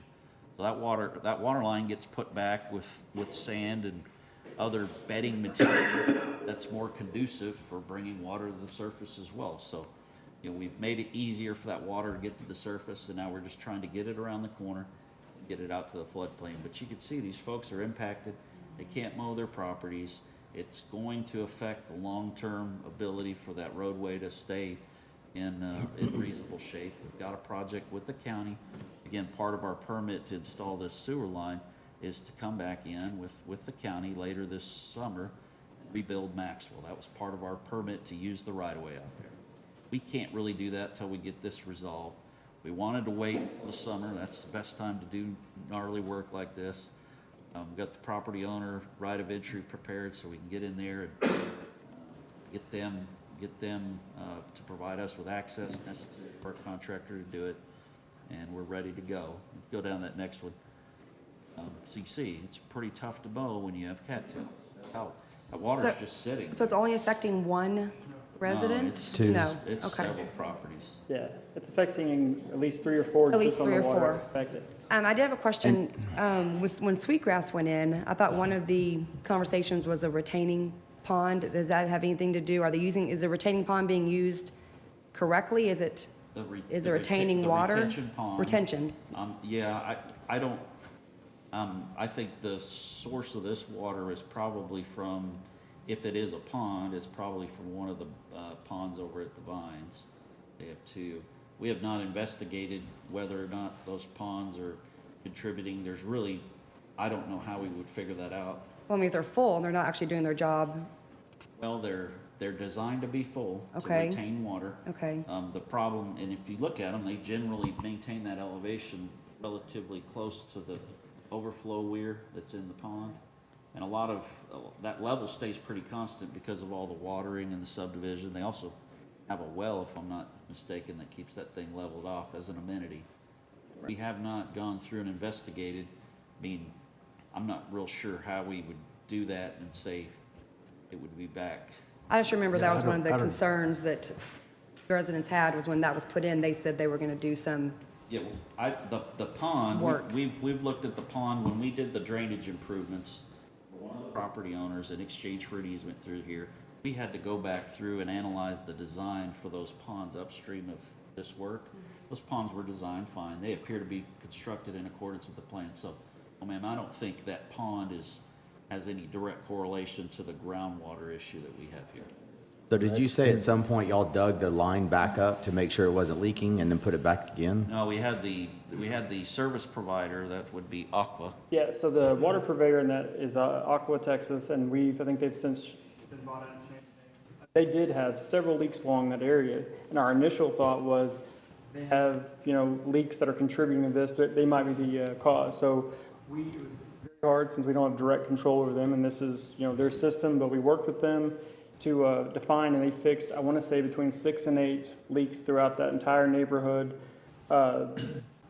It was only a very small amount that was contributing to that. We did check, like during that, we would dig up sections, we would check for, any kind of presence of chlorine or anything like that. So we'd verify what their actual chlorine residual was, and we'd check it again against groundwater close by.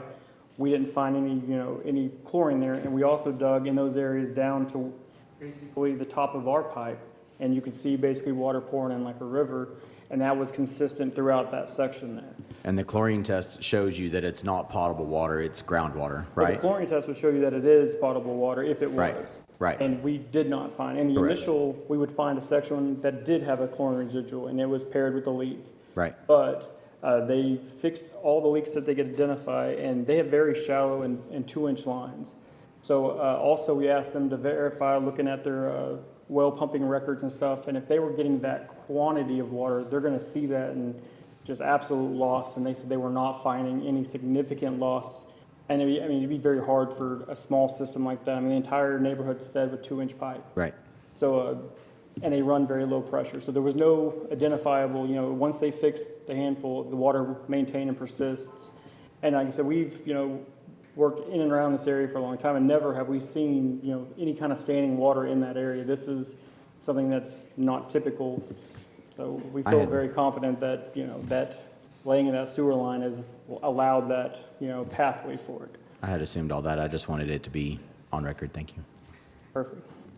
And just- what Councilman Morrow was alluding to, but that's, I'm going to sit here and debate this tonight, but one of the future agenda items is going to be, we need to review the whole retention pond system at the Vines and Watercress and what's being done over there, because even the home that's on the northeast corner of Maxwell and Blue Mound is having silt problems. So we won't get into that, but we need to address this whole issue because there's silt coming down and it's not magically appearing. And it's a lot. And what I will say on that. Anyway, so my question, so if you look at where the manhole is, let's start with the manhole, first question. How big was the manhole that was originally set? As far as for its. The 40 original was 4, and we had to go back in with a 5 because we were tying it with a 15-inch line. We had three lines coming in. Yeah, but I mean, so I think of a manhole when I'm used to phone cable, telephone conduit coming into, rectangle manholes. Yes, sir. So what are we looking at 5 by 5 by 5 or? These are 10 by- 5-foot circular. Okay, so just a circular, Inside diameter, yes, sir. Another. all right. And Flow then, line is close to 15 feet on this one. okay, and then how much concrete was put in around it to stabilize it?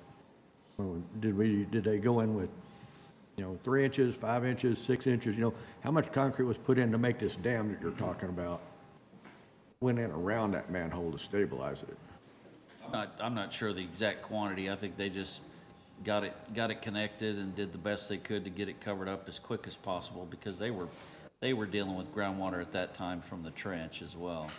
We don't even know how much concrete they, So they Put put in, a substantial amount around there, but also the compaction of that material down there was done to, I think they reached like 98% compaction on all that. I mean, there was lots of time spent where they made sure that that was stabilized, with no thought of that this is going to cause any, we didn't know that this is how this was operating, but I don't know if there's a way we can quantify exactly what they put in for flowable fill. They did enough to stabilize the piping. I'd think if we're doing something major like that and you're dealing with the manhole, you'd think your inspector would be out there watching them pour concrete. And that's why I'm thinking, don't we know what we put in the ground? So I believe Jeff was there during that. I don't know. I mean, Yeah, we've got photos of the actual construction, and he probably saw the tickets, but I don't have those numbers right offhand. One of the first tasks that Canary is going to have to do, and that's the contractor that we're asking you to hire for the remediation, would be to get all this uncovered so we can lay eyes on it and make sure that what we've devised here for our plan is going to be acceptable. Well, that's, okay, so that's, Yes, sir. I'm just trying to figure out, okay, is that what we did, is we basically went in and we poured a concrete dam, which y'all have already alluded to that's causing this problem. That's what it's sounding like. And then, so if we look from that manhole and we go back east towards Sweetgrass, Yes. when we were digging, so how deep is that line right now? that area where that drop manhole is roughly, I think it's 15 feet to the flow line, I believe. So the flow line going back is about 15 feet deep? I believe so, yes. Correct. So do we have any pictures on that? When that was being dug, do we have pictures of, groundwater flowing? I mean, we do, so I know Roman has it, I don't have a copy of it, but it does show water moving in that area there. But they were also dealing with, that was a winter too. It was just wet and gnarly in general, weather-wise, but. if you got that much groundwater, it's gonna be a quagmire down in there. But So when they put that in, how much gravel did they put underneath the line versus, around the sides of it? We're talking about, this French drain effect, and trying to funnel that water, let's really just looking at from the manhole back. See your patch on here, but from the manhole on east to Sweetgrass, are we good on that section with enough gravel to move the volume of water we're looking at? Yes, sir, I believe so. We had six under the pipe and 12 all the way around. 3 sides, I guess it would be.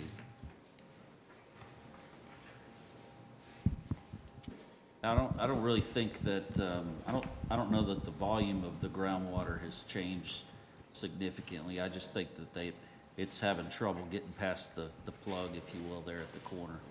So we're trying to interconnect the two, and All right, that's what I saw. And then you're looking at, with this ditch you're looking at building, for the Band-Aid to fix this. Talking about a 30-inch wide, 2.5-foot ditch, and we're going down how deep? 15 feet at least. Okay, and they gonna be able to stabilize that dirt, because this dirt's been dug multiple times now. So how much dirt are we gonna move on top? I can't see you just digging a 30-inch No, vertical it's wall gonna- down. I mean, it's gonna taper down like an Yeah, inverted we'll have to taper it volcano. and get that done. All right. I'm not sure exactly how Canary's gonna do it, other than we've said we need to connect it from here to here, generally give them the But requirements. okay, but they're gonna, you alluded to it earlier, I mean, they're gonna come back in and they're gonna make all the top of the ground, we're gonna fix it back the way the residents had it before any of this even started, right? Absolutely, yes, sir. That's the main thing I looked at, because when I was out there, even backing up to Mr. Charles's place on 1531, I'd say he's probably lost 40% of his front yard to this.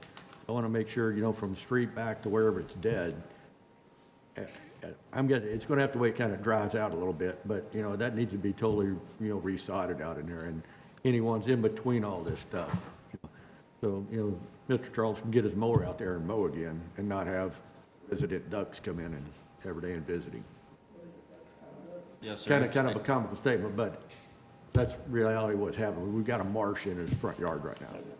And with any project, that is always, we always commit to putting it back the way it was or better than, before we were get there. We don't want to leave anybody with something they weren't dealing with before. Yeah, That's why this is back in front of you, because, you've seen it, it looks rough there, and we've hated that they've had to deal with this so long. It took, unfortunately, this much time to get a plan and all those other items worked out to get it fixed. Okay, I want to make sure, it sounds like this may be plausible.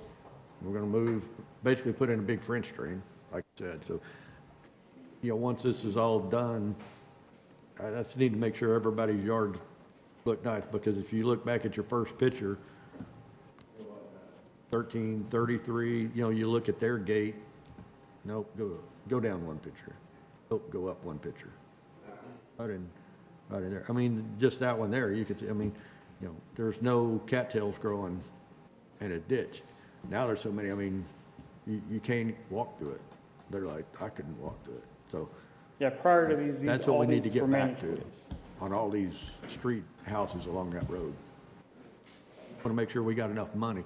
And then when we get to the motion, I want to make sure we got enough money to pay for the contract, but in contingency that we're going to fix it now, but I'm thinking we're going to have to watch this thing for a year to make sure it's done right.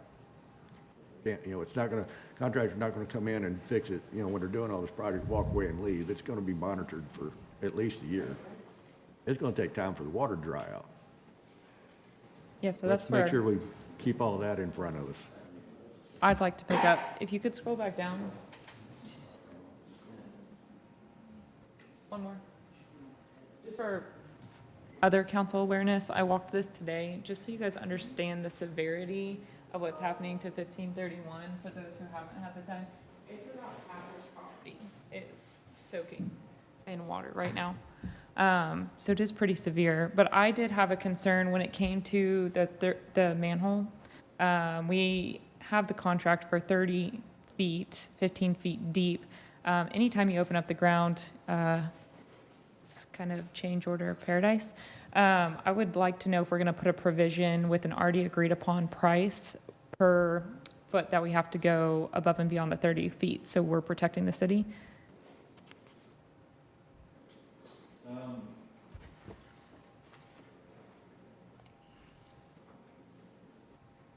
So what's your concern about protecting the city? What is that?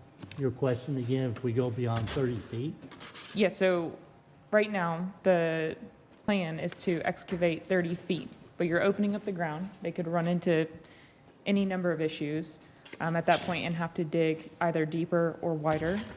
So having a provision in place with an already agreed upon additional price per foot would help protect the city. So let me ask this. So in total here, you're asking for $150,000, Mike? Is that right? Yeah, And that's $100,000 for Canary? just And 15,000. that is to do this work to remediate this water drainage issue. To these specs, but anything can happen when you open the Right, ground. So you're- what I'm asking is if Yeah, some. I'm getting to Yeah. that. So and then the $50,000 is for Capco to do the driveway work, That's correct. concrete. That's All right, so, you're asking for 100,000. We have 385,000 and some change, I believe. That's in the budget, correct? Yes. 385,000, no change. That's in the budget. So they're asking for 150 of it right now. Yeah, So we could authorize them up to, say, $200,000. Yeah, another 50 Yeah. on, what I would recommend is if we could get another 50 on top of the Capco to take two contracts to 100,000. I understand your concern about. It's not the price, it's the rate. Yeah. 'Cause And I don't when- know how we can get him without him getting in there and doing it. I don't know that he can give me a price per foot just because of the nature of it. If I'm being entirely honest with you on that. The 30 inches is the trench width. He's gonna do his best to just connect A to B. Let's go back to that connection sketch if you don't mind. I wanted to make sure I understood the 30, I don't see a 30 foot on here. I just want to make sure. 15 foot deep is the depth of the line. It's the first drawing. Let's go to that first. Keep going one. up. One more. Oh, I'm sorry. There we go. So the red is, our intent is to excavate a 30-inch wide trench from A to B, bypass what we believe is the plug. They have no intention to dig anywhere 30 feet wide, because that's just gonna make a mess. I just wanted to make sure I clarified that. Now that section of orange from A to B will be about 15 feet deep, maybe 16. But, no, we're not gonna lay that open 30 feet wide. We don't wanna do that. We're trying to get down and take out the driveways. They'll probably have to bench that down closer to the Maxwell side and use as small as equipment as possible, because we're not trying to make things any worse. I do understand going in and not having an agreed upon price. And my apologies for misspeaking on the 30 That's feet, okay. but I'm talking about around the manhole when they dig up, because we don't know exactly what that looks like under there, what they'll find. Well, let's look at, There's a risk there, so it's just, if we could establish a rate beforehand, it would be more in the city's interest, because once it's open, they're gonna fix it, and then they're gonna come with a bill. yeah. And I've told him this is all the money we have, and he's under contract with me over there on Lake Louisville, fighting the lake. He's assured me he can get it done for this. We thought it was a little high. But we On can Canary also. side? But we also have the contractual obligation, without going, if we go above $100,000 with either one of these contracts, we have to publicly bid it. And that's I understand the risk. so- Yes, ma'am. So what I would recommend, and this just be my recommendation, and let's see what the council thinks of this. If we award up to $100,000 for Canary to do this work, that gives us 15,000 of change order room with Canary due to the nature of the field construction. And then if we take the Capco contract and we allow that to be extended up to 100, that allows us to monitor and take care of those yards as things dry out, because, you know, it's gonna look a lot different in 2 months, towards the end of the summer, once we get that groundwater back down. That would give us the freedom and flexibility within your authorized spending limits without having to turn this into a bigger project, because I'm just trying to get these people made whole. I really am, and I know it's frustrating, and it's been hard and frustrating just to get us to where we're at today. And you see these drawings. We were trying to get pricing clear back in December, but that's not really the time you want to do this either. You got holidays, you got nasty weather and all the things. So I'd like to get this going because we do have another project we need to get done with the county to rebuild that road. So if we could do that and everybody could feel comfortable with that, that contractor that's going to be doing the restoration work, they are the ones that did the Schreiber project. I mean, they are the best that we found as far as making property owners happy, and that's why we solicited a price from them just 3 weeks ago to get in there and do this work. So that would be my recommendation. We can get that handled, get everybody made whole, and move on with the county portion. So in summary, you're recommending up to $100,000 Capco and up to $100,000 for Canary. That would be my recommendation, yes, sir. So how can we put that in to where, you know, they're gonna spend so much whenever we get in and do all this work, but I wanna make sure we just, well, we've got 385,000 budgeted, it's, even if we, you know, we spend 200 right now, so we still have another 185K really that was budgeted, not spent. I just wanna make sure we got money that a year from now, when we go look back and look and say, hey, we need to come in and spend 10, 15, 20, $30,000 because, you know, this did this shifted or whatnot. We can still have money to keep fixing this issue. You know, I'm thinking just more cosmetic stuff Yeah, down the road. I understand what you're saying, Mr. Horvath. My recommendation on that would be, we're gonna have to come back, moving forward. We had a meeting with Tarrant County to discuss interlocal projects. We established the 385 last July for this coming year. They should have me updated pricing to do their work this week. So what I could do as part of that budget preparation for the Maxwell portion of the county's project, there's gonna be probably 1 or 2 things in there that the city's gonna have to take on. We also have contingency. And yeah, Fund as we do, well, we do. So we could have a provision as part of that Maxwell project that the county's gonna try to do in September, October, to be, if there's some other thing that needs to be taken care of, we can make sure that there's a budget wedge for that work. Yeah, that's what we need. Good term. Thank you. Okay, council, I got one more. someone have a motion? Got one more You got a question. question, please, go ahead. Who was the contractor that you said that was here a couple months ago or a year ago, and then they've already moved on down the street? Who was Yeah, that? Tellus Construction, or I think it was Tellus. They were the utility contractor. They've moved on down the road and on to bigger and better things. So they're just you doing utilities. I was wondering, so we've already torn all this up once.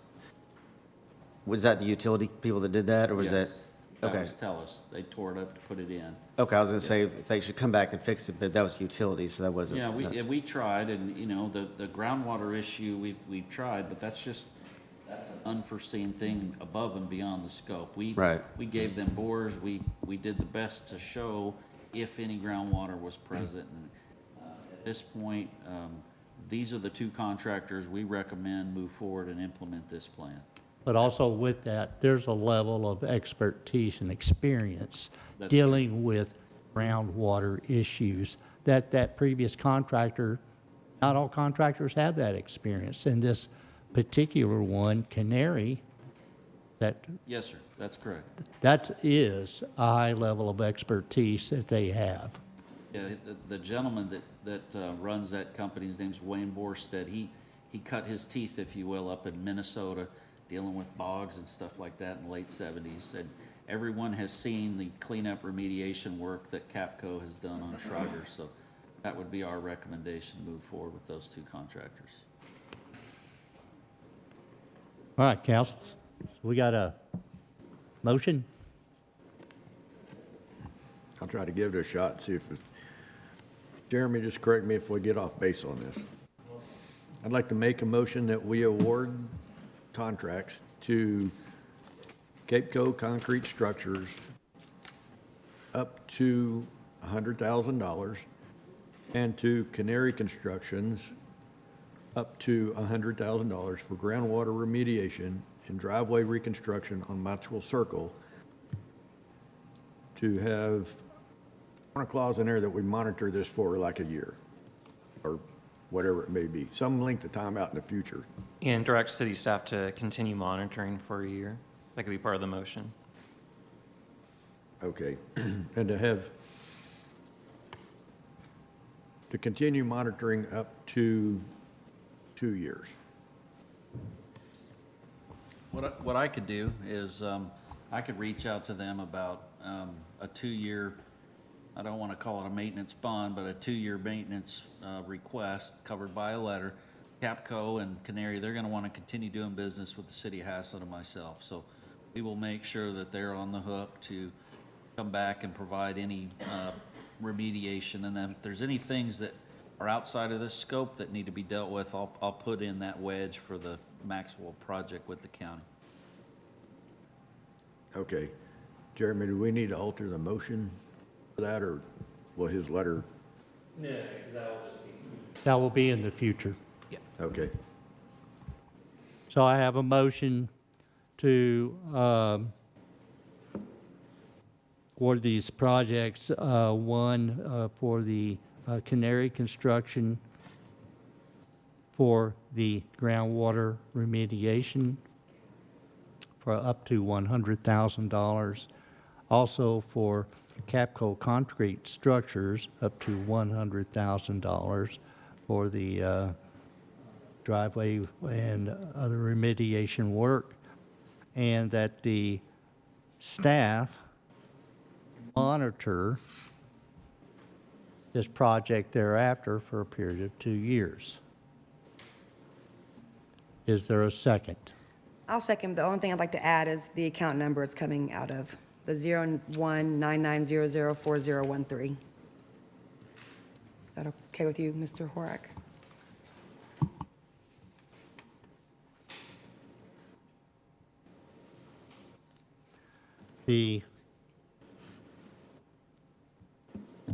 Does motion agree to that amendment, adding the account number? Do you agree to adding the Yes. account number? Yes, absolutely. Okay, so it's the account number being 019900-40-13. Is there a second? Okay, there was a second. Okay, so we have a motion on the floor and seconded. All in favor?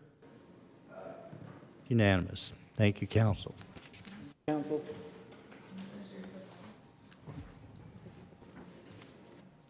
Yes. Let's recess for 10 minutes, but come back when you can. And the time is 8:58.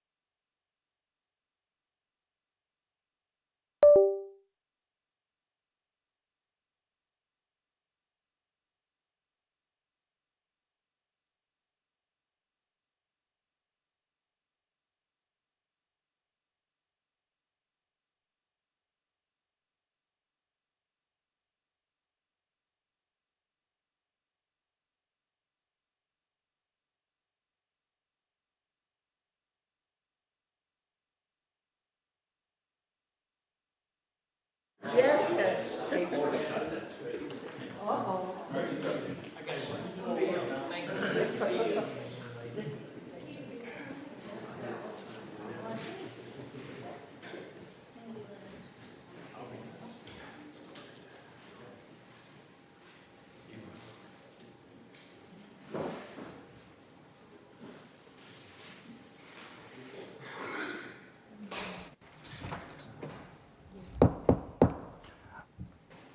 Good evening. We'll resume the open session at 9:08 p.m.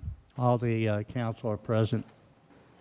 Item 7G, discuss, consider, and act to provide city engineer and city staff direction regarding proposed public works and building service facility. Mr. Tucker and Mr. Anderson.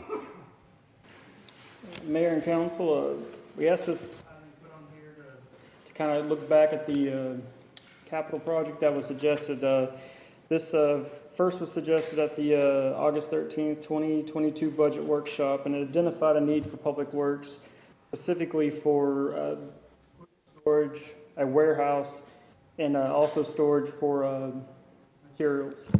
In that budget workshop, it was said phase one was the plan was basically to implement, hopefully that same year with the approximate 2.2 million, to include a 4-acre fenced-in perimeter with those 3 structures there, and in the following years, the intent was to build the Public Works and Building Services building, which would be the second phase, and the entire project would be roughly 8.8 million. So after that budget workshop, and after that was funded, we started working on location and working on what that would look like. Could you bring up that first exhibit?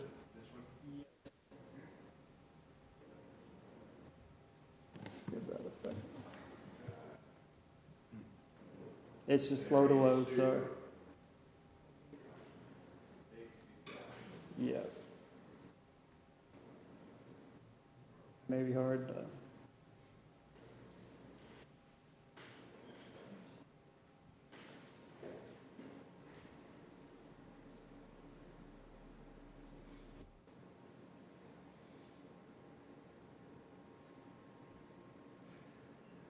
Okay, I don't know if you can get any better than that, but to start, we can.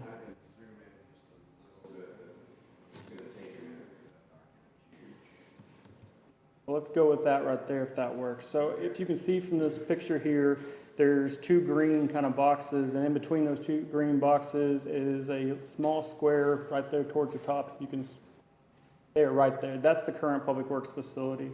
And if you look, there is a path that's kind of marked around it that goes right there, that little pathway there. So at the original plan that was presented here had basically that site laid out to the left, sort of where this option 1, which is hard to read there, but that green area to the left.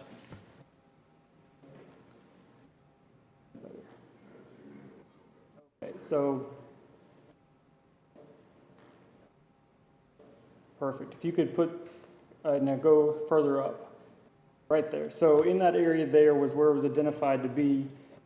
And as you see those gas lines, so once we started kind of digging into this, those gas lines posed a problem. As you can see that they go around the site, they basically just bent right around the site, and they come in at some angles. And so in order to build something there, it was going to have that site pushed further to the south. And that wasn't exactly desirable given that that was taking up more of a space than we intended. So we've looked at several other iterations that kind of moved that around. I think at the previous one, we showed one that kind of had 3 lines of buildings on the right. That'd be to the east of our current building. And I think as we went through all of that, none of those were desirable, at least from Public Works, because it kind of separated us from the actual administrative office buildings that were there. So what we kind of did, since we've been going back and forth on trying to figure out what fits, the hardest part is not knowing how this affects the greater property there. And so nobody wants to build something twice. We want to make sure that we've set up what we wanted to build to solve those needs, which are still the same needs we've had that were identified. And if anything, we have more needs since then. So that was the where we've kind of gone back and forth trying to fit something that would show what we needed now into the future. you want to, I don't know how hard it'd be to go to the other file if we need to come back. There was another attachment. No, just that last one. So what we thought might be the easiest, we laid out a footprint of going, this is what we think the space for Public Works long-term needed to be. It's roughly, I think, 4.6 acres, and those are the 3 buildings, but they're not exactly what was originally presented for what they would be. There was talks that we looked at renting or leasing a place or building a modular office, something in that shape, but what we had looked at here is if we laid it out this way with the 3 that you see at the top, those would be a part of the initial, and the one down there below his cursor there would be a future permanent building if that ever came to pass. It, at least would be set up in a way that we could expand there, or if it was desired not to extend that far out, we could stick with what we have there in a smaller footprint. And basically our suggestion was in lieu of day one building it'd be the material storage, we would make a modular office out of that 40 by 100 structure. We would start there. So it'd be a metal building, very similar to what Public Works currently has. We finished out office space, 4,000 square feet. That would take care of permits. It would take care of Public Works administrative staff and anybody that made sense to work out of there. The remaining people would work out of the existing Public Works building. And we would have the warehouse to the right there, and that would cover any kind of current storage we have. And then it's labeled service shop, but that's really meant to be a storage. So all the equipment that we have would fit within that area. And the only thing we're not having from the original ask would be the materials cover, the covered storage for material. And the main need there was during winter operations. Well, we have ways to kind of work around that, and at the immediate needs, these needs are greater than having that material covered.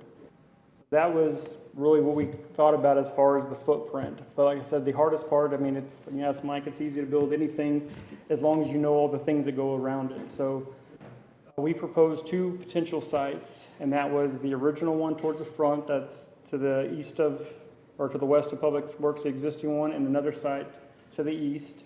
Both work for us. There's not a specific advantage to it, with the exception of utilities are closer to the site to the west. So basically there's the end of a pavement road there before it comes into gravel. There is existing electric, there's water available, and sewer is handled currently through a 2-inch kind of service force main, so it would work on the same premise as the other one. If we went to the site to the east, that site would need those utilities and things extended down to service them. So really, that's kind of, since we've gone round and round on the site layout and what makes sense where, but we really need kind of direction at this point so we can get movement on this. I'd also just, as a handful of information there to go with it. So the current Public Works site is 1 acre. This is considerably bigger. And like I said, this layout we think would cover us for what I think the foreseeable future is. Our current shop is, the actual office portion of it is just shy of 1,200 square feet and roughly 1,000 square feet of shop space that's not air conditioned. 1,000 for the office. If I said that is what I meant, 1,200 and 1,000, yes. I know, I've been doing it a long time. All right, so that's a total of 2,255 square feet, give or take. And that the first portion of it, which was the shop portion, was built in 1992, and then it was expanded in 2002 for the office portion, and originally that was the home of basically building services and Public Works, so permits were handled out of that side as well. The budget that was set for this initial phase was $2.5 million, and there's currently a available balance of $2,497,835 in that line item. And then in the current facility we're in, we have 16 employees working out of that, and we have a total of 22 that if we were to fill all the available positions. So we are pretty much beyond capacity of. Does that include the annex? This is just currently in our yours. office in that 1,200 square foot area.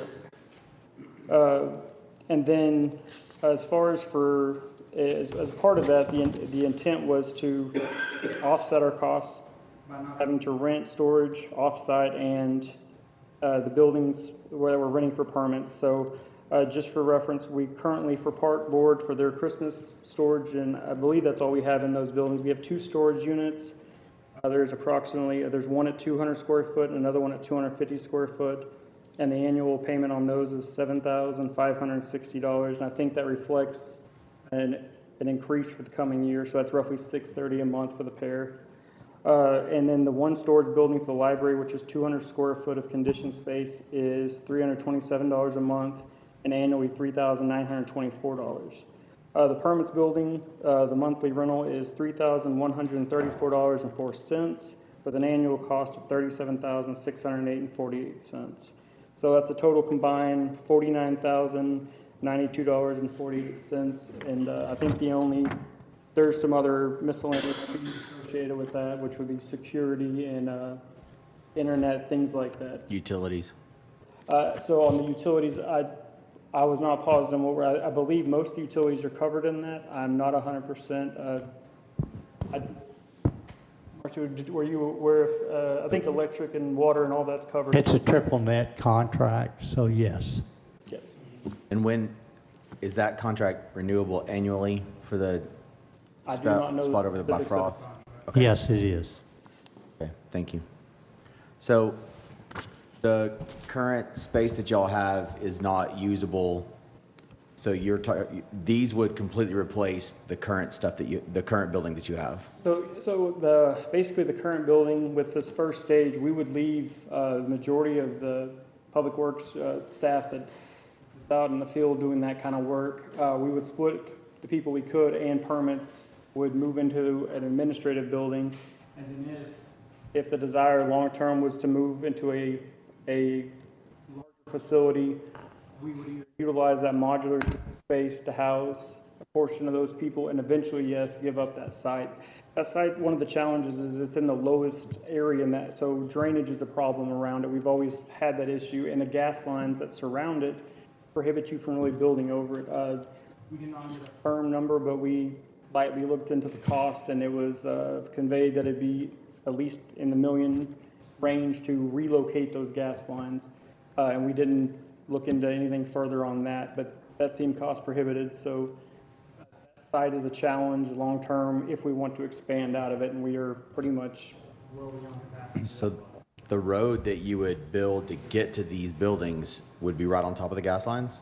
No, so the gas lines go around, can you go back to that other? The current building? Yes, let me go back to that other site. So you would use the existing road that you have right now to get to these three, the phase one of this project. Sorry. These 3 buildings. I didn't see the road at the bottom. I It's apologize. very hard because of how far it takes to zoom in. So, like I said, what we did there is layout is for sure that gravel road is the haul road for the gas company. We would connect it through Public Works and of course fence that off.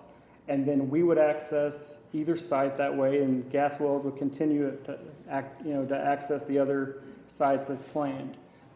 We did lay out the potential, if we ever did expand, that you could introduce a different connection point in the front that would separate, the public side of things from the more construction side. Like I said, that is just. I think that'd be smart. That's just a thought of where it could be.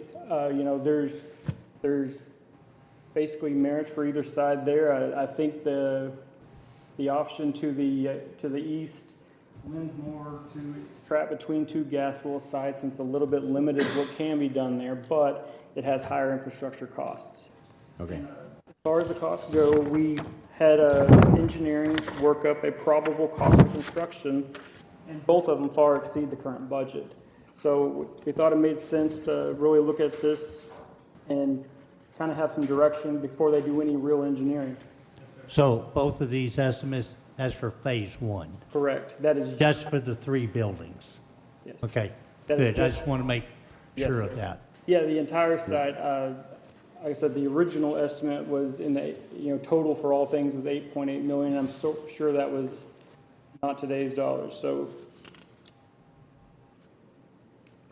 that's, I believe, the presentation I would have. Really, that's what we're kind of looking for is does this layout, does this concept have your support? And if so, we can dig in further and start looking at what it would take to actually to get this built and move on with it. Sorry, did you say the original budget was 1.8 million? The original budget for phase 1 was 2.2 is what it said at the budget. 2.2, so we're roughly, your first And there was proposal is 1.5 million more than that, And what- roughly. But that was what year 4 was years that? ago also. Yeah. I get it, yeah. I'm just trying to ballpark it. It was, and yeah, that's what was identified in there. Okay, so this would help you to consolidate everybody, get rid of all of the rents that you're paying for all the storage and the office space by Froth. And it would also help maybe better workflow for your team because you wouldn't be spread across 3 or 4 different places. Yeah, that is what it would do. It would put us in there, and like I said, long term, we'd like to have absolutely everybody. Our current, like I said, the parks guys and the public works people that work in the field, they would still have to work out of our existing facility until we eventually expand it to a larger facility. Okay. But several of the, anybody that we could manage to get into that building, we would, just to alleviate, I mean, like I said, a lot of our people come and go, but we are, roughly 16 people right now, and so, if we fill it up to 20, they are utilizing a facility that's got a single bathroom. Right. The majority of our people do, I mean, they're out in multiple places, so it works, but we are at capacity, so. So sorry to interrupt. So the 1.8 million, or the 2 point whatever million, is sitting somewhere? It's not just a line item in a budget, it's actual money, dollars sitting somewhere? Yes. Okay, so we just need to find $1.5 million in addition to that dollar amount in order to get this done. This will Am I be correct? in our new budget. Right. Okay. And really, you guys are just looking for a green light to start the design and that we're on the same page, that we actually want this facility right now, correct? Yeah, a more, comprehensive design, and Mike, that if, but that we don't want to spend any money on further developing this if the site's not conducive to where y'all want this. If there's not enough support to build it here or another location, there's no reason to spend money designing it if we're not moving forward. So you're asking for the engineering money that's all at the bottom there, the 165, the 99,000, the 33,000, on and on?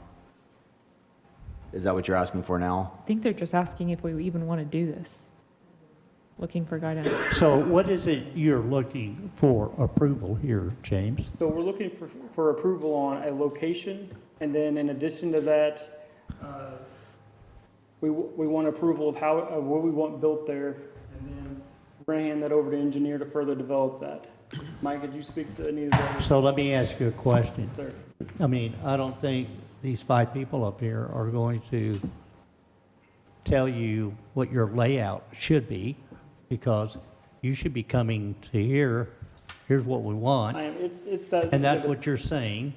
So, and what you're wanting is, you're notifying them, instead of a $2.2 million project, this is a $4 million project. So, for the 3 buildings. Correct. So, beware. It's going to need more money. I But mean, it you would kinda- like to move on with the engineering of it. Is that what you're saying? Is that what you're asking for? That is what I'm asking for, yes. That is the layout we Do y'all want. understand? And I am going to say just really quickly that we're pretty on track with our 2020 long strategic plan. We had 4 million for new construction of a public works facility. So that's in it for the year 28-30. So kind of guessed correctly on that. Is this something that we could request from Type A? They haven't got that kind of money. But to help with part of it, I'm not If talking we've about already the whole got thing. 2.5, we only need 1.5. I know Type B's got a lot of money. They got twice that. They probably got over $5 million in their account right now. They could certainly But help can't- with Is that. that Can economic? type A But can't Type A do Type A could do this time? part. Yeah. Part, Okay. yeah. maybe split it between the two? To me, it's, I'd say, have a meeting or a project, and that's where I think if we figure out, hey, where we want this, then we will put together a project plan and say, let's start with building 1, 2, 3. Hey, we're gonna future, we're gonna build this, so let's spread it out. It's gonna be a multi-year project. We got the budget workshop coming up in July, And this is the type of thing that we sit down in a budget workshop and really map out, what are we gonna build the next 9 months, 3 months, and what are we gonna build out the 12 to 24 months, and then is there anything past that? That's what our budget workshop this summer really should do. My understanding right now is, don't want to spend any more, Mike's got a lot on his plate now. So they need to figure out where do we want to stick it. Let's pick 1 or 2. Go with that. So then you can start laying things out. Come to the budget workshop in July, then we got a good plan on, here's the phases we want to do. Just like any one of our housing districts, phase 1, phase 2, phase 3 type of thing. Okay, is that, Mr. Ashton, I mean, am I on the right page with this? Is that kind of looking at? Yes, sir. Okay.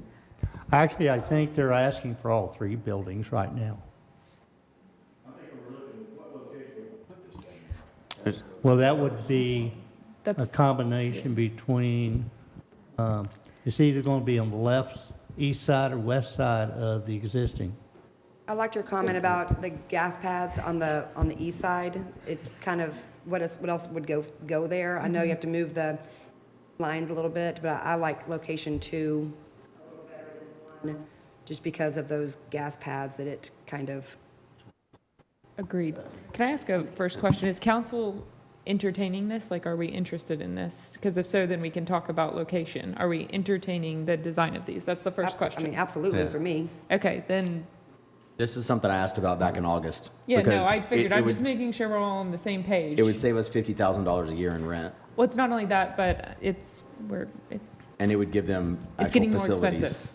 It So is. It's only gonna get more Every expensive day. down the line. Yep. I don't think we should phase it too much, because then we're gonna get constant remobilization costs. So just in what you're saying, Doug, I think if we're gonna move forward with it, we should do all 3 buildings at one time. Otherwise, you're adding all That's- yeah. the fees. I agree, but that's what we get to, is what can we afford now versus, hey, if it's 1 year or 2 year, but, I mean, that's what the workshop is all about. Yeah. Location, So do we need to decide something tonight? Is that where we're at? yeah. What do you, I'm sorry. what do you need from us tonight? Sorry. Well, Mike, can you, what all does engineering need in order to make progress besides, I mean, location for sure? So if we go with the location tonight, we've got the box, we drew the box. You look at those, they're identical. We said, what do you need? Let's put it in a box. Now, where are the 2 recommended locations, or what would fit without jeopardizing any future use of the rest of the property in Orange? The only location that those 2 boxes will fit are right there. So if we could get direction on the preferred location to locate the boxes, we could begin the design process associated with that, continue fine tuning the cost, but we just wanted you to look at this graphically and see, okay, what makes more sense? This one's $200,000 more, but it gives you more flexibility out towards schoolhouse.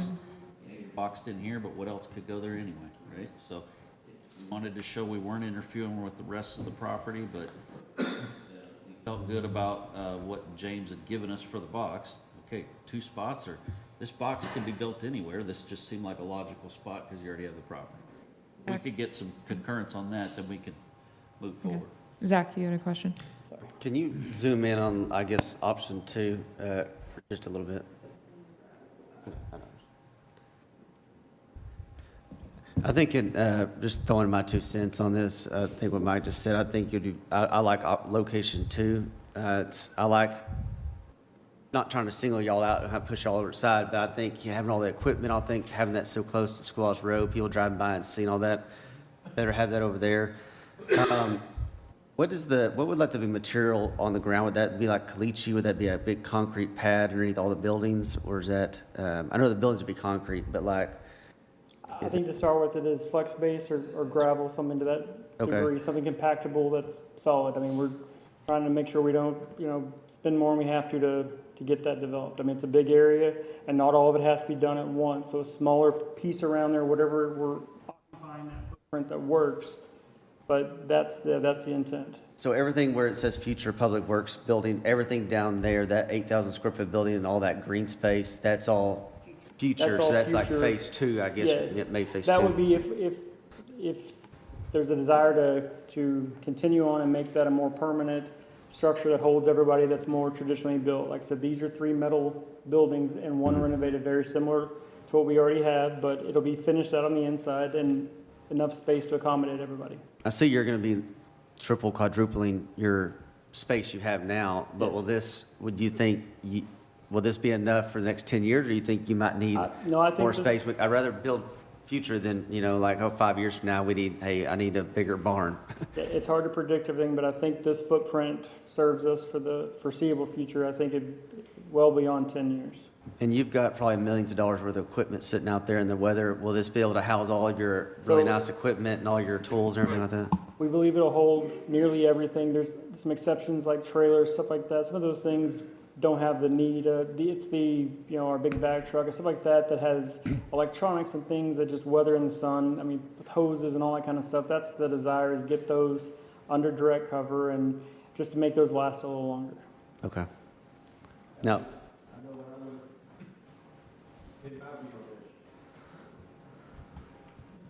So when I look at this, I mean, looking at 1 and 2, I'm looking at these gas pads. So are there easement setbacks around those gas pads that something can't be built? Is it 10, 15 feet? I mean, you're showing just the gas pad itself, but, there's got to be setbacks from those that you can build up to. So there's, right? Mike, David?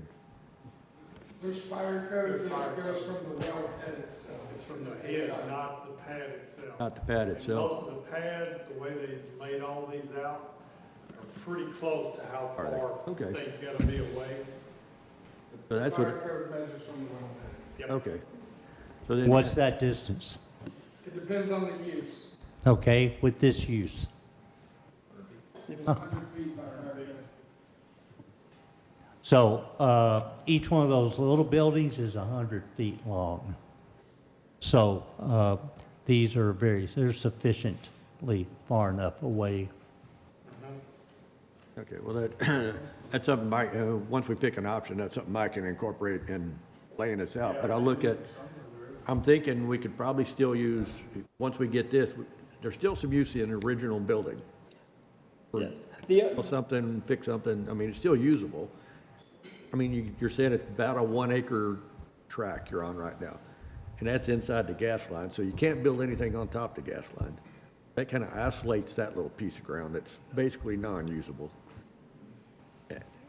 Okay, Mama, I'm just looking between those gas pads, and then you got 3/4 of an acre on one side, so you rope all that off, and that leaves all the rest of the ground open, whatever we decide that land's gonna be used for. But this, we incorporate those gas pads and gas lines right there, then that kind of takes all that into play with this project. So then we're kind of wide open with everything else we want to do on that property. That's why I'm looking at option 2 as a better option, frankly. And it gets all your equipment a little farther away from schoolhouse, I think, as Zach pointed out. So, that's my point of view.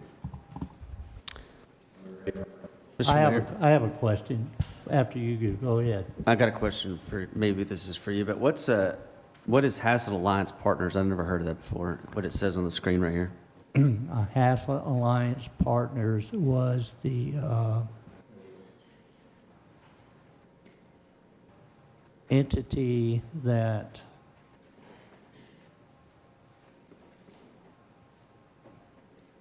City of Haslet purchased this property from. Purchased it from? Yeah.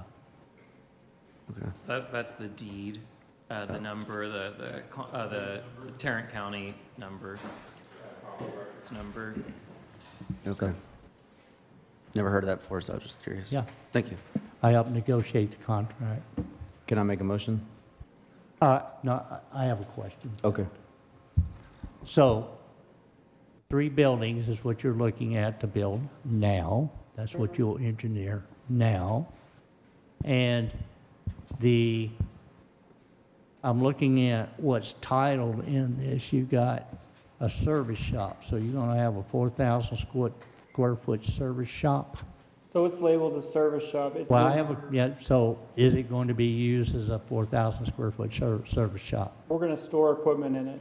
They may or may not work on the equipment, but the intention is So- very similar to the fire station where they back in equipment from both directions. We will layer as much as possible. So it would be used for equipment storage Yes, sir. primarily. Yes, sir. All right. So this one you got as warehouse and equipment storage, you're not going to use it as equipment storage. It's going to be a warehouse for all the items that are currently being stored. So it could be equipment that was stored in there, not from the standpoint of like a backhoe or something like that, but it could be Christmas decorations. Yes. Christmas decorations So before. that's what I was going to ask. I think the original intent was have the equipment storage one And full books. side is open. It was, and then, But with the warehouse, it had roll-up doors. It was completely enclosed, and then there was a conditioned space inside this warehouse for all the library controlled environment storage. Is that what's going to be proposed here? correct. So the warehouse building would be it'd be three-sided with bay doors in the front, and that would be opened up to be stored of all sorts of things, and a portion of that will be conditioned. I believe that's itemized in this as well. You may have not called it out, but it's part of the finish out, yeah. So this will be a warehouse with storage, not tractors and Correct. That was, stuff like this, just it's a warehouse. It's not for, park materials, well, not just supplies. park, it'll be library, it'll be furniture from City Hall, things that are excess. Understood. Right now, those are being stored at a water So facility. the modular office building, Is where the people are going. it says storage, is part of it going to be a storage facility like the warehouse? We assume there'll be some component for storage, maybe plans, things like that. Like I said, those fine details have not been really explored. This is the big picture. Well, I know the preliminary or previous plan, you had a modular office, there was a modular office building in addition to these three buildings.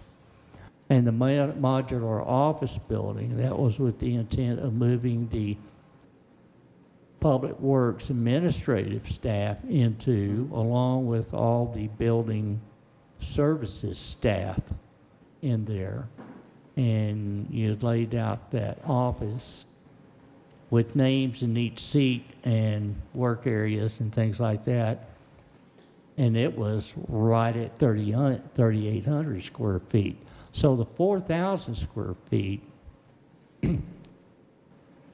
is going to be all office. That primarily all office, yes, that's So the there intent. would be no storage area. It could other be than your closet, it could Yeah. be closet storage, it could be Closet overhead. storage. I mean, but yeah. They'll work all those Not out. warehouse type storage. Right, this Yeah. was in the 2022 design, or? They'll work out all those details. He's Yeah. saying this is just the high No, level. I understand that, but I'm just asking because of the titles that were on the box. I didn't specifically label them, that was how it was put out there. We should have maybe changed how that is, but that is the intent, that is an office space that you see there that's labeled, I mean, I can't see from here exactly how it's worded. but that Modular is- office space and yes. storage. So you're just asking right now, so I'm clear, the council needs to, you're looking at three buildings, 4,000 square foot buildings. One of them's going to be an office. And and primarily the location, y'all might get out there and change your mind where you want the location. You can come back to the council, but right now, evidently, you're going to start on, I think, you like number 2. And engineering, go ahead and start spending money on engineering. With the understanding, another $1.8 million will be added to this somewhere, some way, somehow. Maybe through EDCs or budget or whatever. Sounds good to me. All right, Just got one more can I question. get a motion? Just got one more quick question. Yes. I think you answered this a while ago, maybe with Chris, but if you, we have people over there by Froth, and how many people, will we be able to get everybody out of all these locations to this central location? Yeah, all the storage, Everybody's- offsite storage will be eliminated, and that entire permit and building services will be moved to this And then a handful of public works will go into that as well. That'll lighten the load in the current building. That will get all those offsite costs gone, and that would be the plan. Okay, perfect. And then, and if we continue to the later iteration, then everybody would move from that building to the bigger building in the front, and that back building would be repurposed. Can I make a motion? Make a motion, please. That we as council support the location number 2, and we support the initial engineering of this location and also will find funding at a later date to finish the full project Of phase 1. of phase 1. I didn't want you to sign up for $10 million. Well, they can All only right. build what we fund anyway, so it doesn't, that wouldn't All matter. right, so the motion is the council supports location number 2 and approves advancing engineering with regard to location number 2. And additional funds will be sought for the completion of phase 1 of location 2. Is there a second? Yeah. Mayor, I'll I'm gonna second that. Is there a I'll second it. Yeah. I mean, go ahead and second, then you can discuss it. I was gonna Who say- seconded? Okay, there is a second. Is there discussion? Yeah, are we directing where the funds are coming from, so it attaches to that line item where we've already got funds set to the side? Yes. Yeah, I know, but are we directing? There's a that line, it's- there's a budget item on it already. Will come from that. And then are we directing to what % they're designing before bringing it back to council? Like, when are we reconvening? We haven't really. It might be 4 months before they make progress to something to show you. Well, we need to tell them where we're going. Yeah. Mike? Mike, you said tomorrow by noon, right? No, that's why this was mislabeled. We were working on this over the week. I think the goal would be, when are your budget discussions? July? Well, you have to ask our budget officer. We haven't had that date put together yet. I would assume July, to be safe. I think we get it to 60% plans and bring those back, but somewhere in the mix, if there's some tweaking on the interior of the buildings, that's gonna occur after the 60%. We're really focused on getting the site pinned down and getting that stuff done, and as we make progress on that, we can bring that back as an update or however you choose, but I think a reasonable goal for us would be 60% plans in time for your budget discussions for the buildings and the site. That way you've got a better idea of cost. This is based on a concept and recently bid public facilities costs. 60% by July. So does that answer your question? Yeah, I wouldn't mind seeing it sometime in June, just since it is so conceptual, just so we get our eyes on it. June? Sure, that's 6 weeks. Not 60% in Okay. June. I'm Sure. saying like wherever you are at We can June, bring just you coming prop- back, Yes, touching ma'am. base, saying, hey, this is where we're at. Absolutely. Yes. We can do that. That's no problem. Yep. Not 60% Okay, in I June. was gonna say, I don't know that I could do that. We can get that handled. All right, so there's a motion and a second on the floor. Any other further discussion? All in favor? It's unanimous. Thank you, council. Thank you, council.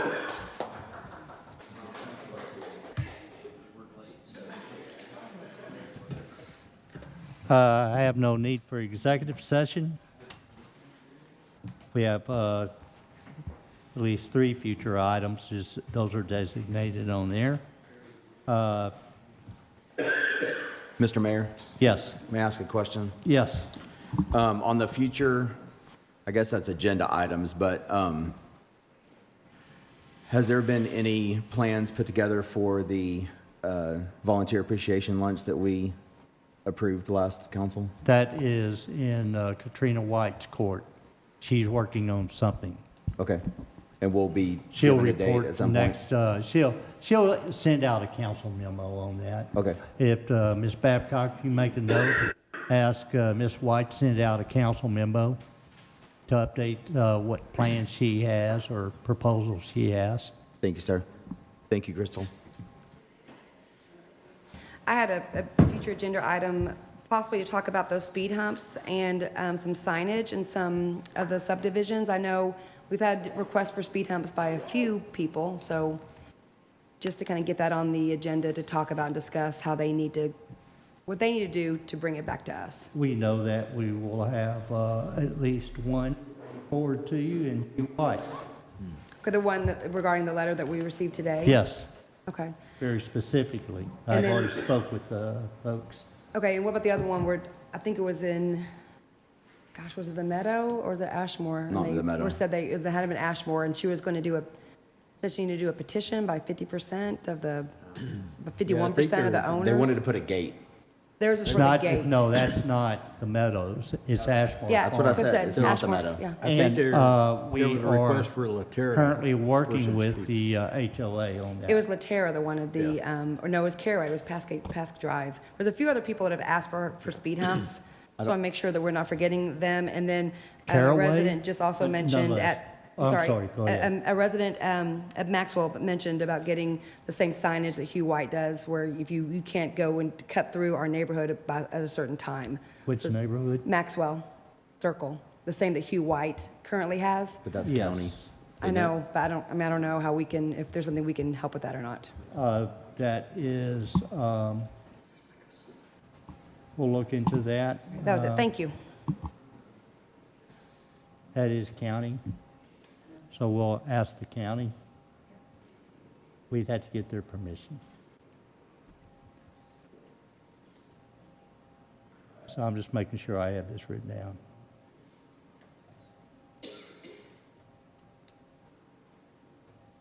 And you said Caraway is asking for speed It humps? was either Caraway or Laterra. Somebody, yes, think it was somebody came before Laterra. us months ago and asked, and I want to follow up on that. I can go back and look at my notes and I think see it's- who it was. I don't think it's Laterra, I think it's that next little neighborhood. The Vines? No, past Laterra, at the S-curve.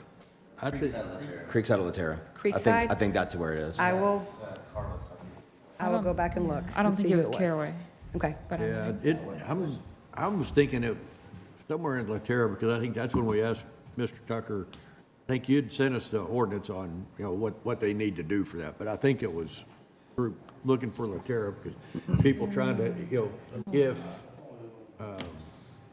Avenel Hazlet was backed up because trains, they try to cut through Laterra to go down to Harmon Road, or not Harmon, Blue Mountain Road, to try to beat the train. Or they're cutting through Laterra Yeah. to bypass some Trying to beat parts the of it. train.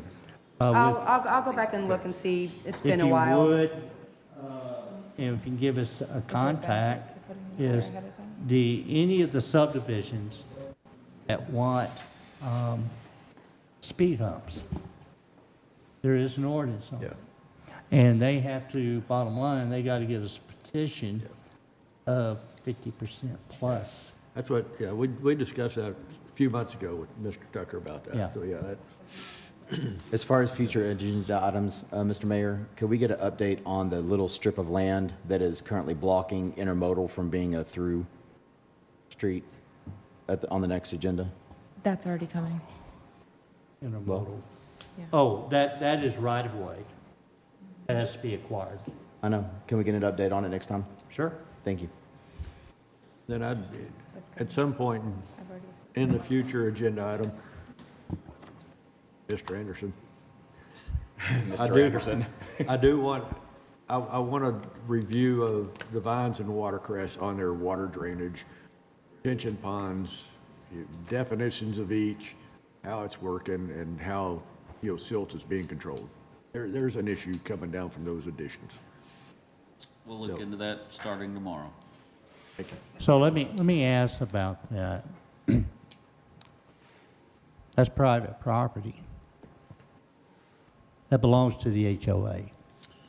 So they would have a responsibility with regard to the silt runoff or the retention capability of the retention pond?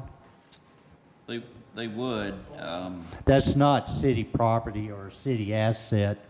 So it would be, if we suspect there's something going on, which we know there's something going on with silt where they tore up the dam, and we got to bring that to their attention tomorrow.